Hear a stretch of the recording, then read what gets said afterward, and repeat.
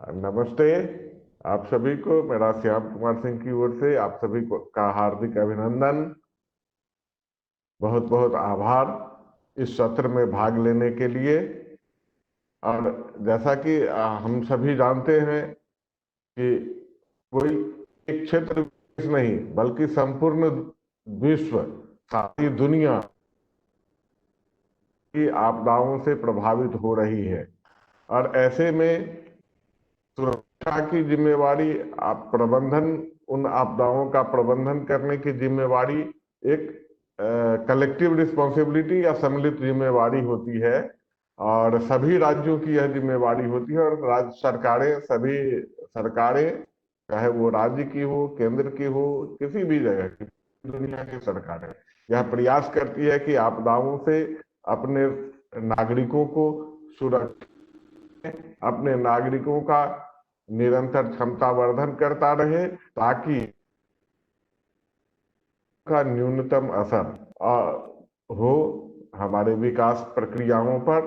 क्योंकि आपदाएं हमारे विकास प्रक्रियाओं को ध्वस्त करती है। विकास के जो भी विकास की उपलब्धियां होती है, डेवलपमेंट गेन्स होते हैं, उसको डिस्ट्रॉय कर देता है डिजास्टर। तो उसको बचाने के लिए प्रयास होते हैं। साथ ही साथ जीवन की क्षति न्यूनतम स्तर पर हो, इसके लिए भी प्रयास किए जाते हैं।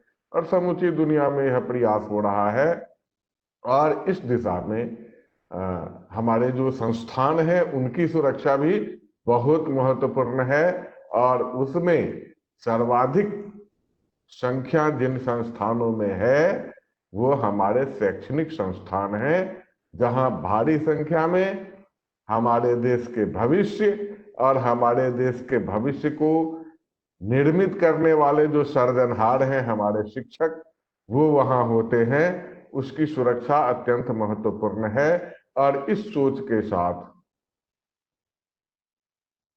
विभिन्न राज्य सरकारों ने विद्यालयों को, शैक्षणिक संस्थानों को सुरक्षित करने के लिए अलग अलग तरह के कदम उठाए हैं। छत्तीसगढ़ सरकार ने भी मुख्यमंत्री विद्यालय सुरक्षा कार्यक्रम को घोषित, सॉरी राहुल जी, एडिट करेंगे।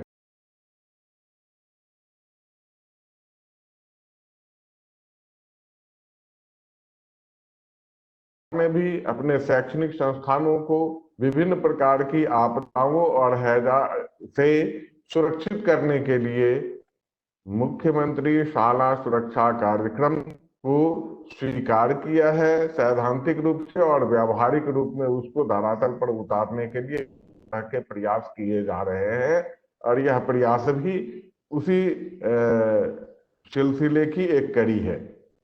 तो आज हम बात करेंगे मुख्यमंत्री शाला सुरक्षा कार्यक्रम के तहत जो भी एक कैलेंडर विकसित किया गया है नियमित क्षमता वर्धन का, अलग अलग विषयों पर हमारे बच्चों और हमारे शिक्षकों का क्षमता वर्धन होता रहे, ताकि वो जो लर्न करते हैं उसको प्रैक्टिस करें, जो सीखते हैं उसको व्यवहार में अपनाएं, ताकि किसी भी आपदा की स्थिति में वो त्वरित और उचित अनुक्रिया, इमीडिएट एंड एप्रोप्रिएट रिस्पॉन्स कर सके।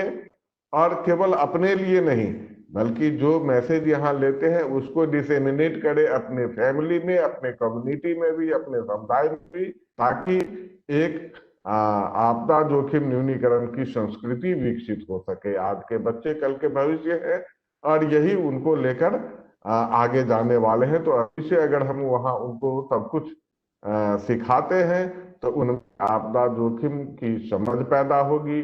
उसके लिए वो उपाय ढूंढ पाएंगे, सोच पाएंगे और तदनुरूप वो अपना व्यवहार कर पाएंगे, सुरक्षित व्यवहार को अपना पाएंगे, सुरक्षित संरचनाओं का निर्माण करेंगे और फिर आपदाओं का हमारे समाज पर न्यूनतम असर होगा।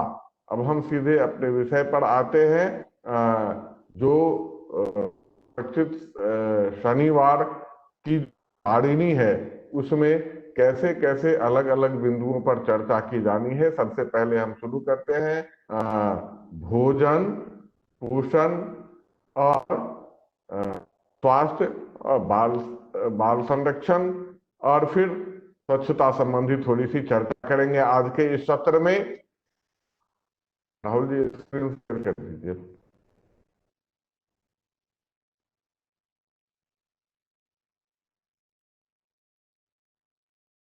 तो आप देख पा रहे हैं भोजन, पोषण और स्वास्थ्य में अगर हम अच्छे स्वास्थ्य की कल्पना करें,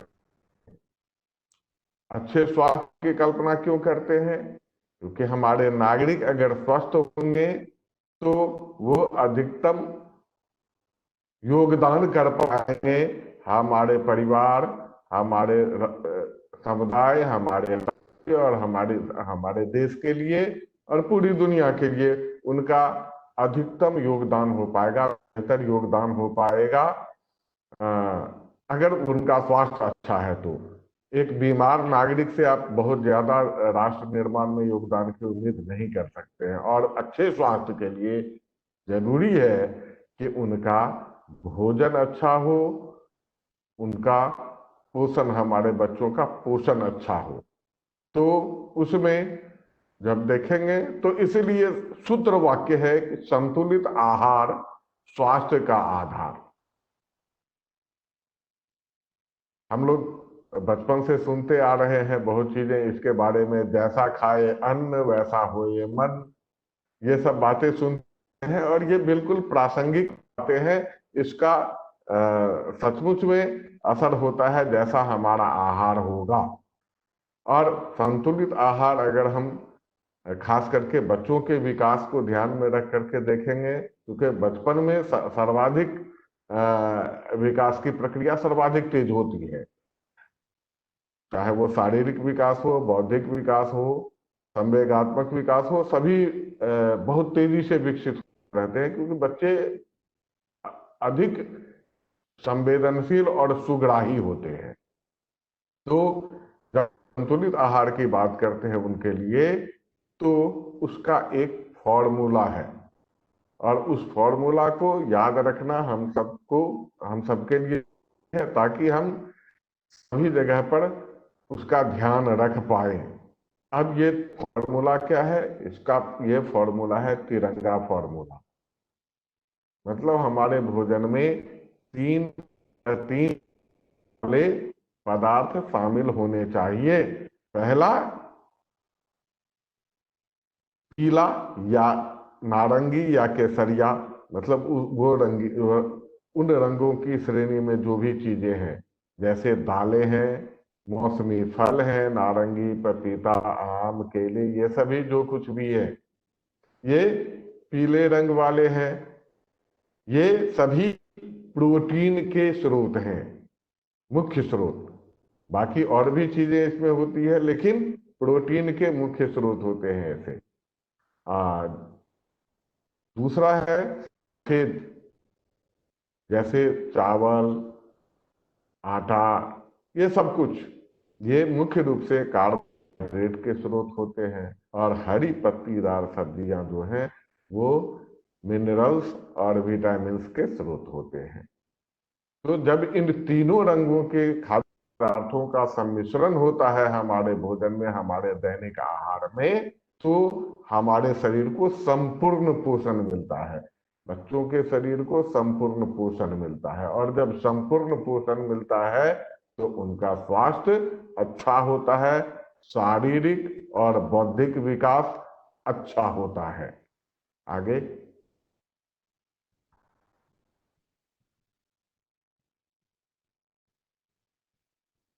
राहुल जी से स्क्रीन। जी सर, मैं सुन रहा हूँ। हाँ, तो इसको नेक्स्ट करिए ना। अब ये क्यों जरूरी है? अभी ये हमारे छत्तीसगढ़ के प्रसंग में और भारतीय परिदृश्य को देखेंगे तो हम एक आंकड़ा यहाँ शेयर कर रहे हैं, जो नेशनल फैमिली हेल्थ सर्वे, चौथा सर्वे जो हुआ था 2015, उसमें क्या स्थिति थी। अभी बदलाव हुआ होगा 20-21 का, 19-20 का आ रहा होगा अभी। फाइनल होकर के आया नहीं है शायद, मेरी नॉलेज में है। तो मैं वो 15-16 वाला शेयर कर रहा हूं, जिसमें अपने यहाँ एक बड़ी समस्या है कद छोटा होने की। और ये 38.4% है बौनापन का राष्ट्रीय दर, नेशनल फैमिली हेल्थ सर्वे 4, जो 15-16 में किया गया था उसके मुताबिक। लंबाई के अनुपात में अगर आप देखेंगे तो कम वजन वाले बच्चों की संख्या हमारे यहाँ का प्रतिशत 21.5% है। अगर हम वजन की बात करते हैं उम्र के अनुपात में, तो देखते हैं कि 44% बच्चों की का वजन उम्र के अनुपात में कम है। और महिलाओं में रक्ताल्पता जो है वो 60.3% है। के बच्चों में अगर रक्ताल्पता की बात करते हैं तो उसका प्रतिशत 63.5 है। संपूर्ण टीकाकरण, और इस सब का कारण अब कई सारे कारण होते हैं, जिसमें एक टीकाकरण भी है संपूर्ण टीकाकरण, और उसकी दर हमारे यहाँ 1.9 है, लगभग 59%। संपूर्ण टीकाकरण का मतलब, संपूर्ण टीकाकरण का मतलब संपूर्ण टीकाकरण। एक भी टीका अगर छूट गया किसी बच्चे का तो संपूर्ण टीकाकरण नहीं है। टीकाकरण हुआ है लेकिन संपूर्ण टीकाकरण नहीं हुआ है। तो बहुत सारी जगह पर होता है कि ओपी भी तो 100% चला गया या 99% चला गया, डीपीटी 92% पर चला गया, बीसीजी 100% हो गया, लेकिन बाद में हेपेटाइटिस का छोड़ दिया लोगों ने, कि कोई और किसी का छूट गया, कोई और किसी का छूट गया। तो ये जो छूट जाता है तो उसको संपूर्ण टीकाकरण नहीं मानेंगे। संपूर्ण टीकाकरण का मतलब मिशन में जो सभी टीके हैं वो सारे के सारे टीके लग जाने चाहिए। तो इसलिए संपूर्ण टीका जब करते हैं तो उसकी दर घट जाती है। खानी है गर्भवती माताओं को प्रतिदिन एक गोली खानी है, लेकिन हमारे यहाँ समस्या है कि लोग टैबलेट तो ले लेते हैं, उनको आशा वर्कर द्वारा या आंगनबाड़ी केंद्रों के माध्यम से उनको उपलब्ध तो करा दिया जाता है, या अस्पताल जाती है जब भी टीकाकरण के लिए, जैसे ही गर्भवती होती है तो पंजीकरण होता है, उनको टैबलेट दिया जाता है, लेकिन लोग उसको नहीं खाते हैं। इस भरोसे को पैदा करना है, इस विश्वास को बताया जाना जरूरी है कि ये आयरन और फॉलिक एसिड की 100 गोलियां खाना उनके लिए बहुत जरूरी है। अभी एनएफएचएस 2015-16 के मुताबिक उसकी दर 9.7 थी, जो उन माताओं की जो आयरन फॉलिक एसिड लगातार खाती रही। हमारे यहाँ अभी भी ग्रामीण क्षेत्रों में बाल विवाह की समस्या है, और उस समय तक 42.7% दर थी बाल विवाह की। तो जब ये सब कुछ होगा, ये स्थिति होंगे तो कम उम्र में बच्चे होंगे, संतुलित आहार नहीं मिलेगा, तो एक तो कम उम्र में बच्चा होने के कारण बच्चा कमजोर पैदा हो, उसको संतुलित आहार माता को, किशोरी को या बच्चे को उसको नहीं मिलेगा तो उसका स्वास्थ्य प्रभावित होगा, और यह कुपोषण का जो चक्र है वह चलता रहता है। इसीलिए ये बहुत ज्यादा जरूरी है। और सुरक्षित शनिवार के वार्षिक सारिणी में इसलिए इस चीज को दिया गया है प्रमुखता से, और कई जगहों कई सप्ताहों में इसकी चर्चा की गई है, जिसकी हम आगे एक एक करके फिर व्याख्या करने वाले हैं। नेक्स्ट, ये देखिए कुपोषण जो सबसे गंभीर समस्या है। कुपोषण में कम वजन होना, बौनापन होना, बीमारी से पीड़ित होना, अलग अलग तरह की बीमारी से पीड़ित होना, यह है। इसका कारण कुपोषण का क्या है कि माता की उम्र कम होती है, बाल विवाह जो ऊपर एनएफएचएस का जो डाटा हमने शेयर किया आपको, उसको रेफर करेंगे तो देखेंगे बाल विवाह होते हैं तो कम उम्र में होते हैं, तो माता इमेच्योर्ड और परिपक्व माँ कैसे बच्चे को जन्म देगी। तो एक ये बड़ा कारण है। दूसरा, जो फिर वहां मैंने बताया एनएफएस, जो आईएफएस की गोलियां 100 गोलियां नहीं खाती है तो एनीमिक हो जाती है, तो माता ही कमजोर है। और माता का आहार तिरंगा फॉर्मूले पर आधारित नहीं होता है। एक तरफा आज हम लोग जंक फूड वगैरह या कुछ भी खा करके काम चला ले रहे हैं, उसका कारण है कि हमारे शरीर का असंतुलित विकास होता है या असंतुलित पोषण मिल जाता है शरीर को। काम तो चल जाता है, जिंदा रह जाते हैं, लेकिन संतुलन नहीं रहता है, स्वास्थ्य अच्छा नहीं रहता है, माता कमजोर होती है, बीमार होती है, तो बच्चे कमजोर हो जाते हैं, कुपोषण का चक्र शुरू हो जाता है। दो बच्चों के बीच में जन्म का अंतर अगर कम होता है तो भी कुपोषण का चक्र शुरू हो जाता है, क्योंकि बच्चे को जो 6 महीने तक केवल और केवल माँ का दूध देना चाहिए आहार के रूप में, वो किसी किसी माताओं में वैसा नहीं हो पाता है, क्योंकि फिर से वो दोबारा गर्भधारण कर चुकी होती है, तो बच्चे का प्रॉपर केयर नहीं हो पाता है। तो ये कम अंतर होना और बार बार बच्चे गर्भधारण करने और बच्चे को जन्म देने से खून की कमी भी हो जाती है, तो ये एक बड़ा कारण है कुपोषण का। संपूर्ण टीकाकरण नहीं हो पाना, यह एक कारण है कुपोषण का। बच्चों का बार बार बीमार पड़ना हमारे अस्वास्थ्यकर आदतों के कारण और हमारे असंतुलित आहार के कारण बच्चे बार बार हमारे बीमार पड़ते हैं, पेट में कीड़े हो जाते हैं। साफ बर्तन में साफ ताजा खाना तो नहीं दिया, हमने बच्चा खिलाते समय में अपने हाथ को साबुन से नहीं धोया, मेरा हाथ साफ नहीं है, तो हमारे हाथों की जो गंदगी है वो उस साथ मुंह हो करके उसके पेट में चले जाते हैं और बच्चे बीमार पड़ते हैं बार बार। और खास करके बच्चों में बीमार पड़ने का कारण क्या क्या क्या बीमारियां होती है, ठीक से देखभाल नहीं करते हैं तो या तो उनको न्यूमोनिया होता है जाड़े के दिनों में, आमतौर पर कफ सर्दी, गर्म न्यूमोनिया बुखार, दूसरा डायरिया, तीसरा पीलिया, और सबसे ज्यादा जो शिकार हमारे यहाँ बच्चे होते हैं वो पेट में कीड़े पड़ जाते हैं, कृमि संक्रमण जिसको कहते हैं, पेट में कीड़े होने। ये सभी इन कारणों से बच्चे बार बार बीमार पड़ नुकसान होता है। आप यहाँ देख रहे हैं पिछले पिछले स्लाइड में, एक मिनट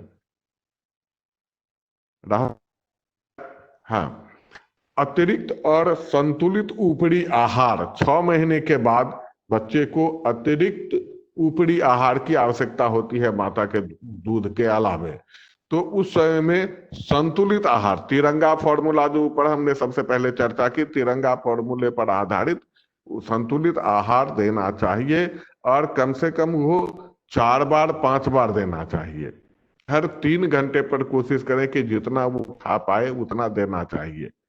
अब इसको कुपोषण को, इसमें एक तस्वीर आप देख रहे हैं जो बच्चे की बाह पर फीता लगा करके उसको नापा जा रहा है, उसको कहते, वो MUAC टेप है, मिडिल अपर आर्म सरकमफेरेंस, इससे नापा जाता है। बाह की, ऊपरी बाह के मध्य की गोलाई नापी जाती है, इससे पता चलता है। अब ये लाल रंग में आ गया है, इसमें 3 पट्टियां होती है, लाल रंग की पट्टियां, पीले रंग की पट्टी और हरे रंग की पट्टी। यदि लाल रंग की पट्टी में है तो बच्चा गंभीर कुपोषण का शिकार है, इसको तुरंत डॉक्टरी इलाज की जरूरत है और डॉक्टर को दिखाना चाहिए, किसी भी शिशु रोग विशेषज्ञ को तुरंत। यदि पीले रंग में है तो आपका बच्चा खतरे में है, यह गंभीर कुपोषण की ओर जा सकता है, तो वहां सतर्क हो जाने की जरूरत है और साधारण इलाज से वो ठीक हो जाएगा। और अगर हरे रंग में है तो आपके बच्चे का पोषण सही है। उसके आंगनवाड़ी केंद्र और NRC, nutrition and rehabilitation, NRC, anganwadi सभी जानते हैं, NRC है न्यूट्रिशन एंड सेंटर, जहां गंभीर कुपोषण के शिकार जो बच्चे हैं उनका इलाज होता है। अब वहां रहना पड़ता है, 21 दिनों तक उनको रखा जाता है, उनकी पूरी देखभाल की जाती है। माता भी वहां रहती है एनआरसी में, माता के साथ उसको रखा जाता है। और वहां जब बच्चे ठीक होते हैं तो फिर उनको 2 सप्ताह का अतिरिक्त आहार दे करके, दवाइयां दे करके जरूरी, और उनको तब घर भेजा जाता है। और फिर 35वें दिन के बाद उनका फिर फॉलो अप होता है कि बच्चे का प्रोग्रेस हो रहा है कि नहीं। नेक्स्ट, ये आप देख रहे हैं गंभीर कुपोषण के लक्षण क्या क्या है। गंभीर कुपोषण में 2 तरह की स्थिति होती है। एक तो आप बाईं ओर एक तस्वीर देख रहे होंगे, जिसमें आप देख रहे हैं कि एक बिल्कुल सूखता चला जा रहा है, सूख जा रहा है। तो गंभीर कुपोषण जब भी होते हैं तो सूखने लगते हैं बच्चे, चमड़ियां सिकुड़ जाती है, बाल रूप हो जाते हैं, आंखें धस जाती है, पेट बाहर निकल आता है। आप पहली और सबसे बाईं ओर और फिर बीच में जो तस्वीर है, ये है गंभीर कुपोषण। और इस और यह एक तरह की बीमारी है, इसका नाम है सुखंडी या मरासमस। और दाहिनी ओर 2 तस्वीर आप देख रहे हैं ऊपर नीचे, जिसमें आपको लगता है जैसे इस बच्चे के अंदर पानी भर करके फुला है। ये भी गंभीर कुपोषण का लक्षण है और इसको कहते हैं एडीमा। तो ये दोनों ही प्रकार के किसी से कुछ भी हो तो ये गंभीर कुपोषण है। यहाँ गंभीर कुपोषण के लक्षणों के बारे में है। अच्छा, ऐसा नहीं है कि वो जो तस्वीरें आपने देखी है पिछले स्लाइड में, उसमें केवल छोटे बच्चों के लिए है, लेकिन बड़े बच्चे भी कुपोषण के शिकार होते हैं। जो स्कूल गोइंग है भी कुपोषण के लक्षण पाए जाते हैं। और इसको अगर आप देखेंगे तो उसके कुछ लक्षण भी यहाँ दिए हुए हैं। शरीर में जल्दी थकन होना, लोग थक जाते हैं, बच्चे हमारे सुस्त हो जाते हैं या चिड़चिड़े हो जाते हैं, या त्वचा और बालों की चमक फीकी पड़ जाती है, चक्कर आते हैं, याददाश्त सही नहीं रहता है। आप उसको होमवर्क दे देते हैं, वो करते हैं और फिर भूल भी जाते हैं, तो याददाश्त कमजोर हो जाती है। सूढ़ों में सूजन और मसूड़ों से खून आने लगते हैं, मुंह से बदबू आने लगते हैं, लोग कहते हैं पायरिया हो गया है। लेकिन वो कहीं ना कहीं पायरिया जो है विटामिन सी की कमी के कारण है, जो सीधे आहार से संबंधित है। कुछ बच्चों के दांत गल जाते हैं या झड़ जाते हैं या काले पड़ जाते हैं या पीले पड़ जाते हैं, टेढ़े मेढ़े हो जाते हैं, ये सब भी कुपोषण के लक्षण हैं। बार बार बीमार पड़ जाते हैं, इस तरह से ये सभी कुछ कुपोषण के लक्षण है। अब इसको करेंगे ऊपर तो हम आए हैं कि क्या है कारण, हमको पता है, तो उन कारणों को दूर करेंगे तो कुपोषण अपने आप दूर होगा। तो वही जो कारण है, उन कारणों को दूर करने के जो जो उपाय हैं, वही कुपोषण दूर करने के उपाय हैं। जैसे बच्चों को उचित मात्रा में संतुलित आहार दें, जंक फूड के उपयोग से बचाएं, भोजन में दाल और प्रोटीन के स्रोत की मात्रा बढ़ाएं, हरी पत्तीदार सब्जियां, मौसमी फल, दूध, घी, पनीर, अंकुर।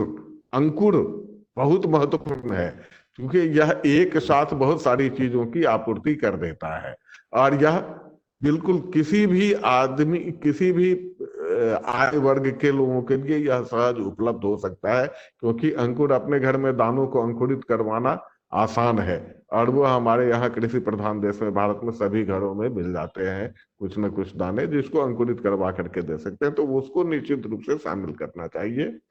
बच्चों का संपूर्ण टीकाकरण करवाना चाहिए। 2 बच्चों के बीच जन्म के अंतर को बढ़ाएं। समाज में जो बाल विवाह अभी भी कहीं है, उसको हतोत्साहित करने की जरूरत है, उसको बंद करने की जरूरत है।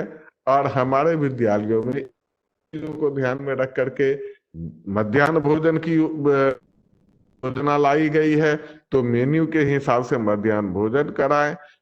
विद्यालय में एक काम जो तुरंत कर सकते हैं हम लोग, वो ये है वजन नापने वाली मशीन और लंबाई नापने वाला स्केल अंकित करा देना चाहिए। मशीन खरीदने की चीज है और लंबाई नापने वाला स्केल दीवार पर गेट के सामने, ऑफिस के, अपने ऑफिस के सामने वो एक स्केल बनवा दें किसी पेंटर से, और आप तब मॉनिटर कर पाएंगे नियमित रूप, या बच्चे स्वयं भी, जो समझदार बच्चे हैं वो स्वयं भी अपने आप को मॉनिटर कर पाएंगे कि मेरा वजन घट रहा है कि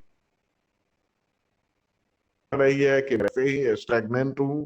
तो ये सभी कुछ, और उसका परिणाम आपको दिखेगा कि लोग उस दिशा में सतर्क हो जाएंगे। नेक्स्ट, तो ये कुछ कुपोषण को दूर करने के उपाय हैं।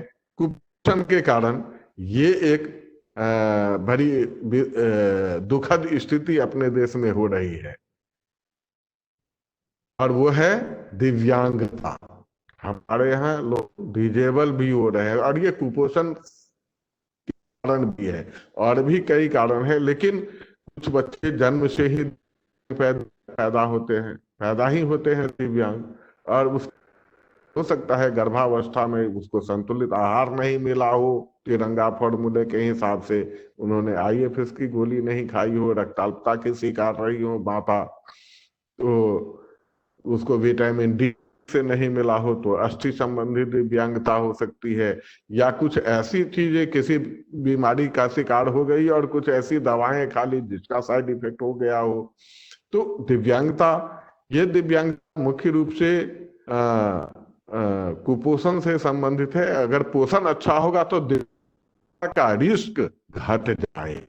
ये नहीं कह रहा हूं कि पोषण बिल्कुल का तो दिव्यांग नहीं होंगे, लेकिन अगर संतुलित आहार है, भोजन अच्छा है, अच्छा है, तो दिव्यांगता हो के जो जोखिम है, जो चांसेस हैं, वो घट जाएंगे बहुत हद तक। भारत में अगर देखेंगे तो 1 करोड़ 2 लाख बच्चे दिव्यांग हैं,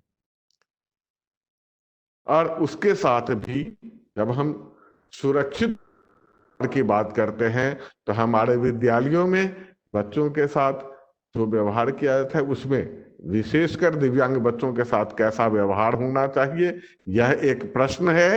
ये आप सभी बुद्धिजीवी हैं, शिक्षक हैं, आप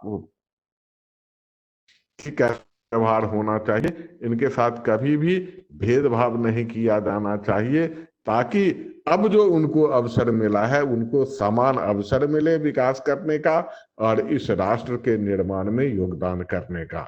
और हमें अपने आसपास ऐसे दिव्यांग बच्चों के लिए क्या करना चाहिए और हम क्या कर सकते हैं, हमारे वास्तविक एक कार्य योजना भी हमें अपने लिए बनानी चाहिए व्यक्तिगत तौर पर, कि हम ऐसे दिव्यांग बच्चों के साथ क्या करेंगे, अपने विद्यालय में ऐसे दिव्यांग बच्चों के साथ क्या करेंगे, कैसे पेश आएंगे, कैसे उनको शामिल करके रखेंगे। नेक्स्ट, रक्ताल्पता की यह बात है। लक्षण में देखेंगे रक्ताल्पता, आप हम सभी जानते हैं क्या है रक्ताल्पता, फिर भी मैं यहाँ दोहरा देता हूं। इसको अंग्रेजी में एनीमिया कहते हैं। शरीर में अगर खून की मात्रा कम हो जाती है, हीमोग्लोबिन की मात्रा कम हो जाती है, तो उसे हम रक्ताल्पता कहते हैं। ये मुख्य रूप से हमारे यहाँ की किशोरियां और महिलाएं रक्ताल्पता की शिकार हैं। इसके कारण हैं जो हम आगे चर्चा करेंगे। अभी उपाय में जैसे ही आएंगे तो वो कारण समझ में आ जाएंगे और उपाय भी साथ साथ चलेंगे। रक्ताल्पता का लक्षण जो है वो है, आप नाखूनों को देखेंगे दबा करके, ऐसे नाखून सफेद दिखेंगे, त्वचा में रंगत नहीं रहेगी, लाली कम हो जाती है, सुस्ती आती है महिलाओं और किशोरियों में, भूख की कमी हो जाती है, कभी कभी उनको चक्कर भी आते हैं, बेहोश भी हो जाती हैं, आंखों के नीचे गड्ढे पड़ जाते हैं, पिंडलियों और कलियों पर सूजन आ जाती है। और उसका कारण क्या है? कारण है उचित पौष्टिक आहार का नहीं होना। और उसका प्रभाव क्या होता है? कुपोषित रूप में दिखता है। कम बच्चे, कुपोषित बच्चे होते हैं, ऐसी माताओं के कमजोर बच्चे पैदा होते हैं।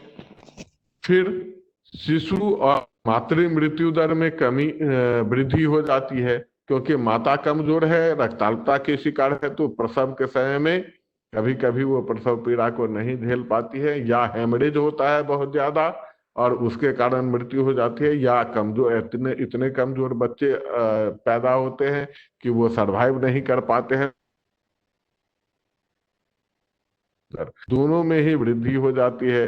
उत्पादक क्षमता, अगर कुपोषण हमारे यहाँ होगा तो उत्पादन क्षमता में कमी निश्चित रूप से हो जाएगी, क्योंकि वो बीमार लोग पैदा होंगे, बीमार नागरिक की उत्पादक क्षमता प्रभावित होती है, हम सभी जानते हैं। स्वास्थ्य सेवाओं पर इसका परिणाम होता है कि उनके ऊपर अतिरिक्त भार पड़ जाता है, अप्रत्याशित कार्य करने पड़ जाते हैं। आपदा के समय में हमारे यहाँ रक्ताल्पता की शिकार, कुपोषण के शिकार बीमार लोगों की संख्या जिस समुदाय में ज्यादा होगी, वह समुदाय अगर किसी प्रकार की आपदा से प्रभावित हो, तो हम सभी जानते हैं कि आपदाओं के दौरान क्या होता है, बुनियादी जरूरी सेवाएं बाधित होती है। और जैसे ही ये बाधित होंगी तो जो कमजोर है उसके ऊपर और ज्यादा नकारात्मक प्रभाव उसका पड़ेगा, और तब वहां जीवन क्षति की संभावना बढ़ जाती है। इसलिए भी जरूरी है कि संतुलित भोजन और पोषण की ओर ध्यान दिया जाना आवश्यक है, बहुत ज्यादा जरूरी है। पोषण और अन्य तरह की जो भी बीमारियां हैं उनसे अपने लोगों को बचा करके रखना जरूरी है। और सुरक्षित शनिवार के माध्यम से, इस कार्यक्रम के माध्यम से हमें अपने बच्चों को और बच्चों के माध्यम से उसके समुदाय तक को तैयार करना है, जागरूक करना है, समझाना है, ताकि वो अपने व्यवहार को अभी भी सुरक्षित करें, ताकि आपदा के समय में अधिक जीवन क्षति की संभावना को दूर किया जा सके। अब अगर इसके उपाय के बारे में देखेंगे तो वही बातें हैं जो मैं चर्चा करता आ रहा हूं, बिना भेदभाव के। अभी भी कहीं कहीं ये उदाहरण मिल जाते हैं कि महिला पुरुष में लिंग के आधार पर भेदभाव हो जाता है, बेटों को थोड़ा अधिक अतिरिक्त आहार, बेटियों को पर थोड़ा कम ध्यान देना। वो बिना भेदभाव के सभी को संतुलित आहार देना, घर की महिलाएं पहले पुरुषों को खिला लेती हैं, फिर जो बचा अपने लिए खाती हैं। ये स्थिति धीरे धीरे बदल रही है, लेकिन अभी भी है। तो उस बिना भेदभाव के सभी को संतुलित आहार, जो तिरंगा फॉर्मूला मैंने बताया उसके हिसाब से, बच्चों के भोजन की वार्ता को ठीक करना, कितनी बार कितनी मात्रा में दिया हुआ है,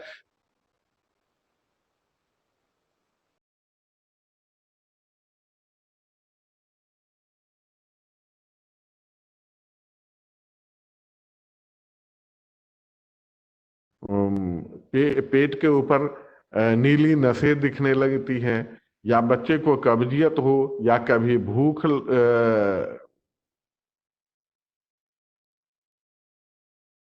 वार्ता को ठीक करना बच्चों के लिए, और परजीवी का इलाज करना। पेट में कीड़े के लक्षण हैं, वो जो मैंने बताया, पेट पर नीली नसें जग जाती हैं, भूख में कमी हो जाती है, चिड़चिड़ा हो जाता है, सुस्त हो जाता है, जी मिचलाता है, कभी कभी पेट दर्द की शिकायत करता है, कभी डायरिया हो जाता है, कभी कब्ज हो जाता है। इस सब तरह की शिकायत अगर आपके बच्चे में दिखती है, आप समझ जाइए कि इसके पेट में कीड़े हैं। और उसके लिए विद्यालय स्तर पर भी कृमि मुक्त बचपन एक अभियान ही चलाया गया सरकार के द्वारा। सभी विद्यालयों में अल्बेंडाजोल की गोलियां बांटी जाती है। आशा बहनों द्वारा अल्बेंडाजोल की गोलियां घर घर में पहुंचाई जाती है, नेशनल हेल्थ मिशन प्रोग्राम के तहत। तो उसको जरूर अपने बच्चे को खिलाएं। आमतौर पर क्या करते हैं हम, वो टैबलेट लेते हैं, लेकिन अपने बच्चे को देते नहीं है, खिलाते नहीं है, या फिर भूल जाते हैं, क्योंकि वो मुफ्त में मिली हुई चीज है। साहब, यह मुफ्त में मिली हुई चीज नहीं है, बहुत ही उपयोगी चीज है, जो हमारे बच्चों को, हमारी किशोरियों को, हमारी महिलाओं को पेट के कीड़े से और अन्य चीजों से बचाने वाली है, रक्ताल्पता से बचाने वाली है, बीमार होने से बचाने वाली है। नेक्स्ट। उसी तरह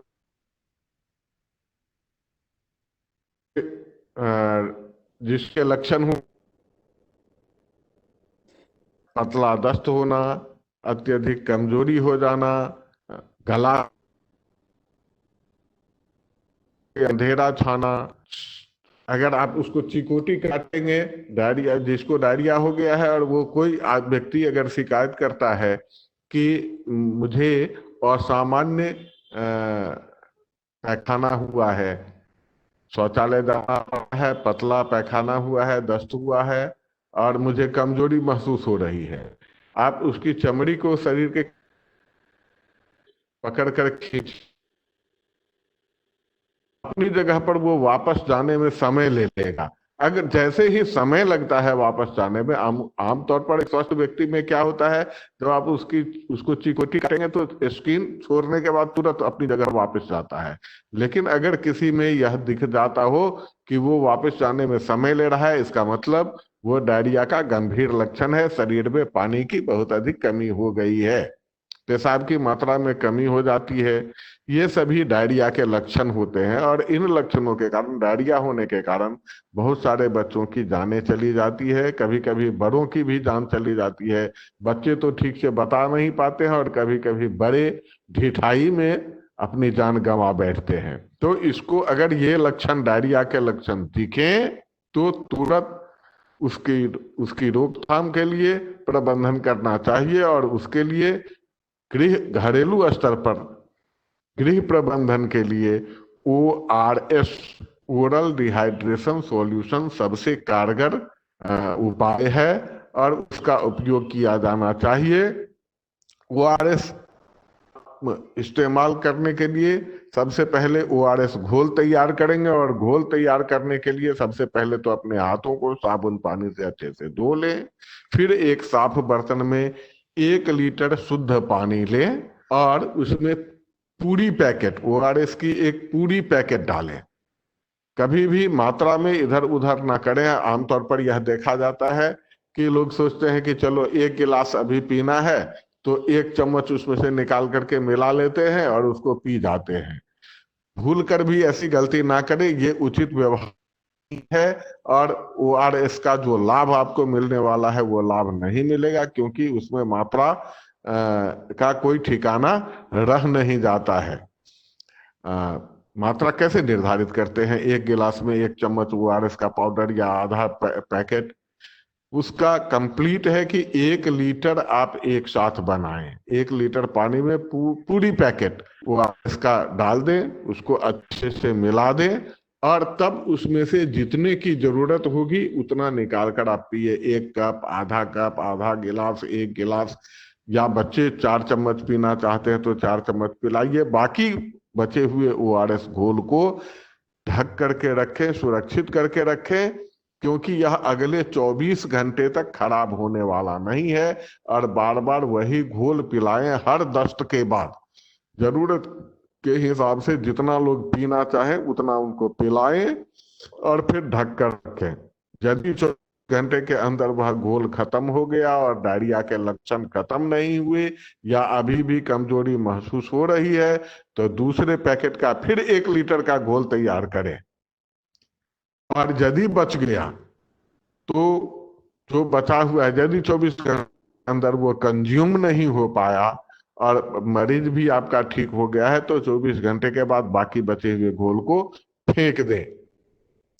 और यदि आप ORS का इस्तेमाल करते हुए यह महसूस करते हैं कि अपेक्षित सुधार नहीं हो रहा है तो इंतजार ना करें, सीधे डॉक्टर से संपर्क करें, तुरंत प्राथमिक स्वास्थ्य केंद्र ले जाएं ताकि वहां उसका उचित उपचार हो सके। नेक्स्ट। वैसे ही छत्तीसगढ़ के संदर्भ में अगर देखेंगे तो डेंगू और मलेरिया, ये 2 तरह के बुखार बहुत ज्यादा होते हैं और इसके बारे में हम अगले सप्ताह में पेज नंबर 57 पर अपना जो गाइडलाइन है, जो बुक है, कोर्स बुक, उसमें आप देखेंगे पेज नंबर 57 पर मौसम बदलने के साथ साथ जो है ये अलग अलग तरह की बीमारियां, कभी डेंगू का प्रकोप होता है, कभी मलेरिया का प्रकोप होता है और अन्य तरह के वायरस का भी संक्रमण होता है। जैसे अभी एवियन इन्फ्लुएंजा का प्रकोप है जिसको बर्ड फ्लू कह रहे हैं। तो उस तरह से अलग अलग सीजन में अलग अलग तरह के वायरस का संक्रमण होता है और जिसके कारण लोग बीमार पड़ते हैं। खास करके डेंगू छत्तीसगढ़ के संदर्भ में बहुत महत्वपूर्ण है। इसको समझना। और डेंगू से बचने के लिए जरूरी है कि आसपास पानी का जमाव न होने दें, मच्छरों के काटने से बचें। डेंगू एडीज इजिप्टी नाम के मच्छर के काटने से होता है, आप सभी जानते हैं। तो और ये मच्छर साफ पानी में पलते हैं। और मलेरिया मादा एनाफिलीज, मदर एनाफिलीज के काटने से होता है। और ये गंदगी के कारण सड़े गले पानी के ऊपर इसके लार्वा पनपते हैं। तो इनसे बचने के लिए जरूरी है कि घर और आसपास को साफ सुथरा रखें। यहाँ आसपास को साफ सुथरा रखें और अगल बगल पानी न जमा होने दें। कूलर के पानी को बदलते रहें और टंकियों की नियमित सफाई करें। जहां संदेह हो कि यहाँ मच्छर के लार्वा पनप सकते हैं, वहां तुरंत उसकी सफाई करें। सूखे और गीले कचरे को ठीक ठीक तरीके से निष्पादित करें, अलग अलग रखें। विद्यालय तथा घर में समय समय पर मच्छर मारने वाली दवा का छिड़काव करवाएं। और फिर भी यदि आप इन बीमारियों से आक्रांत होते हैं तो अपने डॉक्टर की सलाह जरूर लें। नेक्स्ट, स्वच्छता की बात करते हैं। अगर डेंगू मलेरिया से बचने के बाद तो हर तरफ, अपने विद्यालय में हो, अपने घर में हो, समुदाय में हो, ये स्वच्छता के 7 आयाम हैं जिनको यहाँ दिखाया गया है। उन 7 आयामों पर काम करना पड़ेगा, तभी जाकर के संपूर्ण स्वच्छता की बात हो सकती है। एक तो पीने के पानी की स्वच्छता की बात। अगर पानी हमारा दूषित है तो बार बार बीमार पड़ेंगे, बार बार बीमार पड़ेंगे तो कुपोषण के चक्र में पड़ जाएंगे और फिर हमारी उत्पादकता घट जाएगी, चाहे जिस किसी भी क्षेत्र में हो, शिक्षा के क्षेत्र में हो, स्वयं स्वाध्याय के क्षेत्र में हो, अन्य कार्यों में हो, उत्पादकता हमारी घट जाएगी। इसलिए पेयजल की शुद्धता और सुरक्षित भंडारण और उसका सुरक्षित उपयोग बहुत जानना बहुत जरूरी है। साफ शुद्ध, एक तो पेयजल शुद्ध हो, किसी भी तरह का बैक्टीरियोलॉजिकल कंटेमिनेशन, जिसको जैविक प्रदूषण कहते हैं, जैविक संक्रमण कहते हैं, और दूसरा केमिकल कंटेमिनेशन, रासायनिक संदूषण, ये किसी भी चाहिए। फिर उसको साफ बर्तन में ढक करके भंडारित किया जाना चाहिए। और निकालते समय में भी हमें यह ध्यान रखना चाहिए कि किसी भी स्थिति में हमारा हाथ पानी को छुए नहीं, क्योंकि पता नहीं हमने हाथ साबुन से धोया है कि नहीं, या अभी एक और चीज छुआ और वो सतह संदूषित होगी और फिर वो हमारे हाथ के साथ पूरे पानी को खराब कर देगा। तो उससे बचना है, सुरक्षित उपयोग करना है। उसके लिए स्कूप, जिसको टिशनी कहते हैं, या डंटीदार जो होता है वो, या टोटी लगवाएं। अगर घर में जो भी पानी भंडारित करने वाला बर्तन है उसमें टोटी हो तो टोटी को घुमाएंगे और सीधे पीने के गिलास में या जो भी पानी पीने का बर्तन है उसमें हमारा आएगा। तो ये सुरक्षित उपयोग होता है। तो पेयजल की शुद्धता, स्रोत शुद्ध हो, पानी शुद्ध हो, सुरक्षित भंडारण हो और उसका उपयोग सही तरीके से हो, ये 3 बातें इसमें है। दूसरा आयाम जो है, बेकार पानी का सुरक्षित निपटान। जो पानी हमारा बेकार हो गया, उपयोग हमने कर लिया और उस पानी को बहा देना है, तो उसको जमा नहीं होने देना है। 2 काम करना है, या तो उसको पक्की नाली के माध्यम से दूर तक बहा देना है जहां से वो हम सुरक्षित उसका निपटान हो जाए, बह जाए और पानी इकट्ठा न हो। या दूसरा, उसको सबसे, ये दूसरा तरीका सबसे बेहतर है कि उसको एक सोखता गड्ढा बना करके नाली के माध्यम से उस पानी को सोखता गड्ढा तक पहुंचा दे और वो जमीन के अंदर वापस चला जाए, क्योंकि पानी हम पीने के लिए जमीन के अंदर से लेते हैं, तो उसको रिचार्ज करना भी जरूरी है। तो बेकार पानी को जब हम सोखता गड्ढा के अंदर फिर डाल देते हैं तो वो रिसाइकिल होकर के फिर से उस भंडार में जाकर के सम्मिलित हो जाता है। तो इस तरह से हम जल संचयन भी कर सकते हैं, पानी को बचा भी सकते हैं। तो बेकार पानी का सुरक्षित निपटान करना बहुत जरूरी है। तो ये दूसरा आयाम है। तीसरा आयाम जो है स्वच्छता का, वो है घरेलू कूड़े कचरे एवं गोबर। हमारा कृषि प्रधान देश है तो स्वाभाविक है हमारे यहाँ पशु का संख्या भी कम नहीं है, बहुत ज्यादा पशुपालक हैं। तो और ये सब सारे दैनंदिन क्रियाकलाप होते रहते हैं तो कूड़े कचरे उत्पन्न होंगे ही, और गोबर भी उत्पन्न होगा।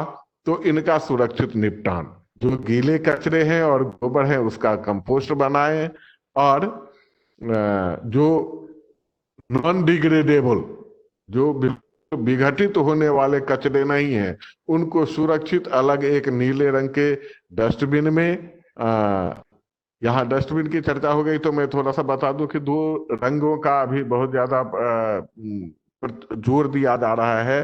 दो तरह के डस्टबिन विद्यालयों में होने चाहिए, एक नीले रंग के और एक हरे रंग के।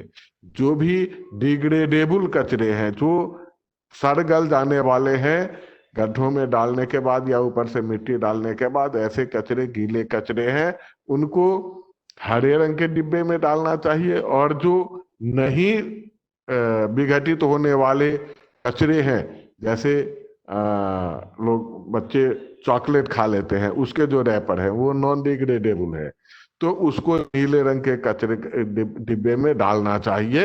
ये अगर सुरक्षित निपटान करते हैं। ग्रामीण क्षेत्रों में अगर परिवार के स्तर पर चले जाएंगे तो वहां भी इन दोनों चीजों को अलग अलग रखा जाना चाहिए, ताकि उसका सुरक्षित निपटान हो सके। जो नॉन डिग्रेडेबल है उसको या तो रिसाइकल किया जाएगा या सुरक्षित तरीके से लोग उसका निपटान करेंगे।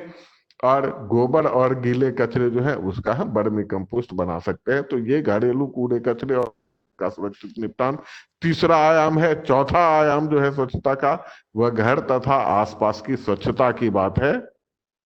सब कुछ साफ सुथरा रखें, पानी, बेकार पानी को, कीचड़ को, गंदगी को आसपास न फटकने दें, ताकि वहां से मच्छरों का प्रकोप न हो और आप डेंगू मलेरिया जैसी बीमारियों से भी बचे रह सकें।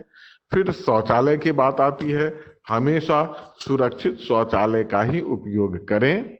व्यक्तिगत स्वच्छता में नियमित स्नान करना, साफ कपड़े पहनना, नाखूनों की सफाई, मुंह और दांतों की सफाई, इसके साथ साथ जो मासिक धर्म से संबंधित स्वच्छता की बात है, वहां हमेशा सैनिटरी नैपकिन का इस्तेमाल करना चाहिए। और जो परंपरागत तरीके हमारे हैं वो सुरक्षित नहीं थे, और उसके कारण महिलाओं, किशोरियों में खास करके जननांग संबंधी कई बीमारियां होती रहती है, कई तरह के संक्रमण होते रहते हैं। तो व्यक्तिगत स्वच्छता में ये सारी बातें आती है।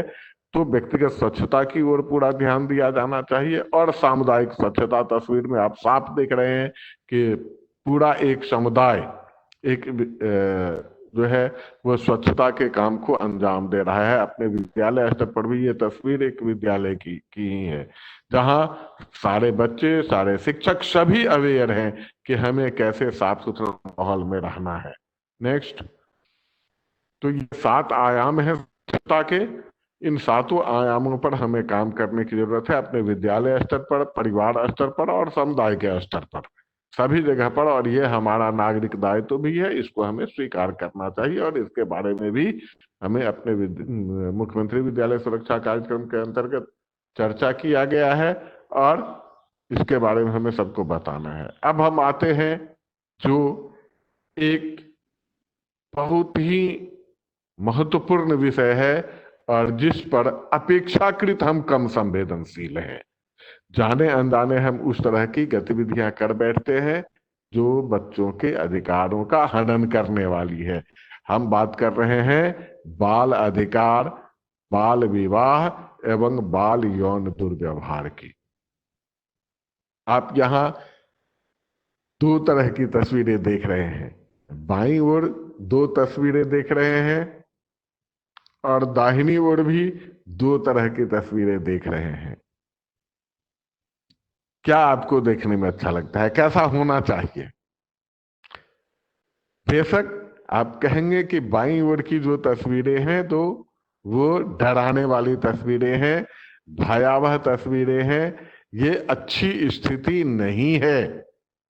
जो दाहिनी ओर की 2 तस्वीरें हैं वैसा होना चाहिए। और जब वैसा होना चाहिए, जब जानते हैं, तो हमें बाल अधिकारों को जानना पड़ेगा और अपने बच्चों को वो माहौल देना पड़ेगा जिसमें बच्चे दाहिनी ओर वाली तस्वीरों जैसी स्थिति में जिए, जहां वो भरपूर खेलें, और विकास के जो अवसर हैं उन अवसरों को प्राप्त करें। नेक्स्ट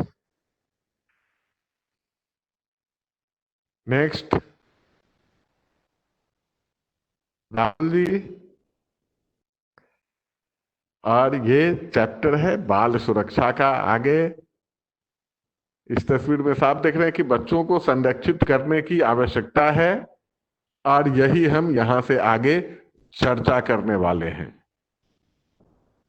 बात ये देखिए, बाल सुरक्षा की जब हम बात करेंगे तो ज्यादा आगे बढ़,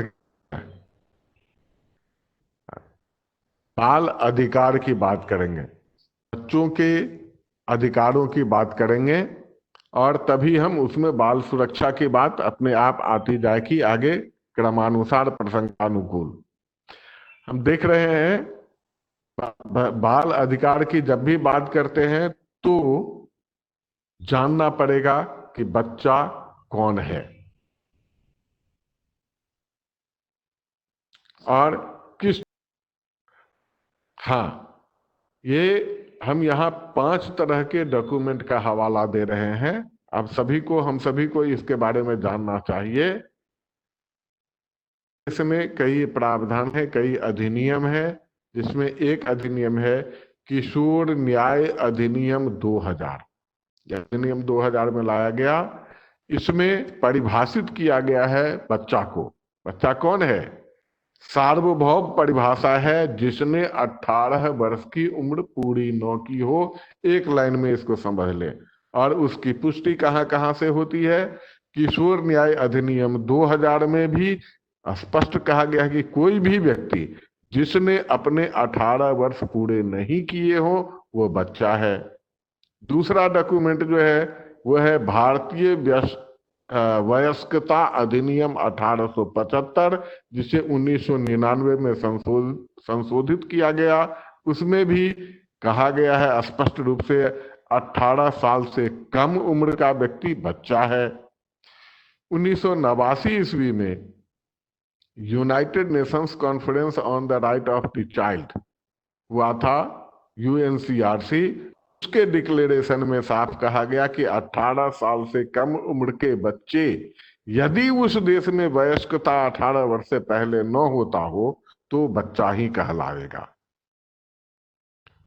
तो यहां भी साफ कहा गया है कि 18 साल जिसने पूरा न किया हो वो बच्चे हैं। राष्ट्रीय बाल नीति 2013 में भी साफ कहा गया है कि 18 वर्ष से कम उम्र के सभी व्यक्ति बच्चा की श्रेणी में आते हैं।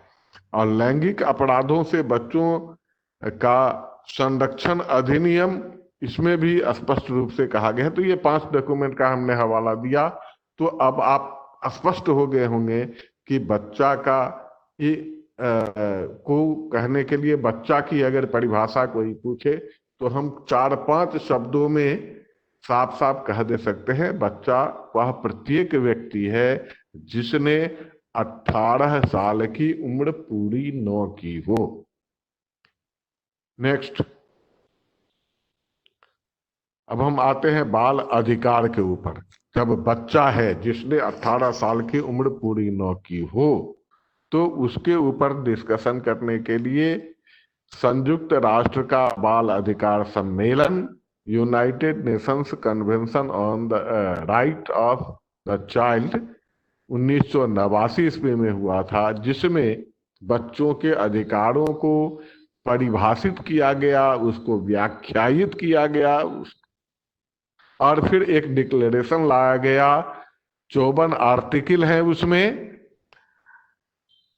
बाल अधिकारों का घोषणा पत्र जिसमें 54 आर्टिकल है, उसमें बच्चों के अधिकारों को परिभाषित किया गया है और उसकी श्रेणियां निर्धारित की गई है। यहां हम देख रहे हैं 4 कॉलम बने हुए हैं 4 श्रेणियों के।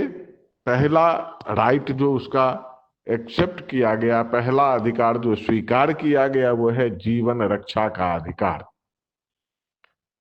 इनमें क्या क्या बातें आती हैं मुख्य रूप से उसकी मैं चर्चा कर दे रहा हूं। सुरक्षित जन्म, जो बच्चा गर्भ में आया तो अब उसको गर्भ में मारा नहीं जा सकता है। और आप देख रहे होंगे गर्भपात निवारण अधिनियम भी बने हुए हैं अपने देश में।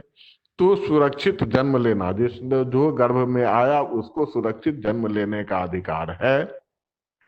और इसके लिए बाद में भी बहुत सारी योजनाएं चलती रहती हैं। सुरक्षित जन्म लेने के लिए अभी गरीब माताओं को पोषण मिले ताकि उसके बच्चे का सुरक्षित जन्म हो, उसके लिए मातृ वंदना योजना और भी कई योजनाएं चलाई जा रही है। उनको एम्बुलेंस फ्री में मिलता है, उनका सुरक्षित प्रसव होता है, प्रसव के बाद भी उनको कुछ प्रोत्साहन राशि दी जाती है ताकि वो बेहतर खान पान उसका हो सके, बच्चे की उचित देखभाल हो सके। लड़कियों के जन्म पर वो प्रोत्साहन राशि, उसका जन्म निबंधन कराने पर, उसके शिक्षण पर, ये सभी स्कीम जो है इन अधिकारों को ध्यान में रखेंगे तो पता चलेगा कि ये जो योजना लाई गई है बच्चों के किस अधिकार को पूरा करने के लिए। तो जीवन रक्षा का अधिकार में सुरक्षित जन्म, टीकाकरण, मिशन इंद्रधनुष जिसमें संपूर्ण टीकाकरण की बात की गई है, स्वास्थ्य देखभाल और पोषण में आप देखेंगे 2 जगह आंगनबाड़ी केंद्र और विद्यालयों में मध्याह्न भोजन। तो ये जीवन रक्षा के अधिकार को सुनिश्चित करने के लिए ये सारी योजनाएं चलाई जा रही है। इसको हमें आज के बाद इस परिप्रेक्ष्य में, इस लेंस से देखना है, इस दृष्टिकोण से देखना है।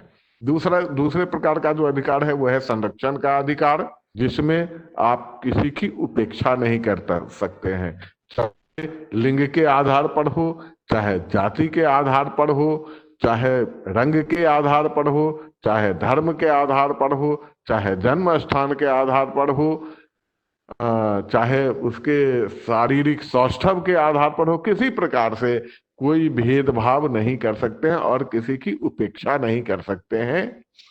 और सभी प्रकार की हिंसा या दुर्व्यवहार से बचाना, ये संरक्षण का अधिकार है। और किसी भी प्रकार से तीसरी जो है बात कही गई है इसमें शोषण, एक्सप्लॉयटेशन।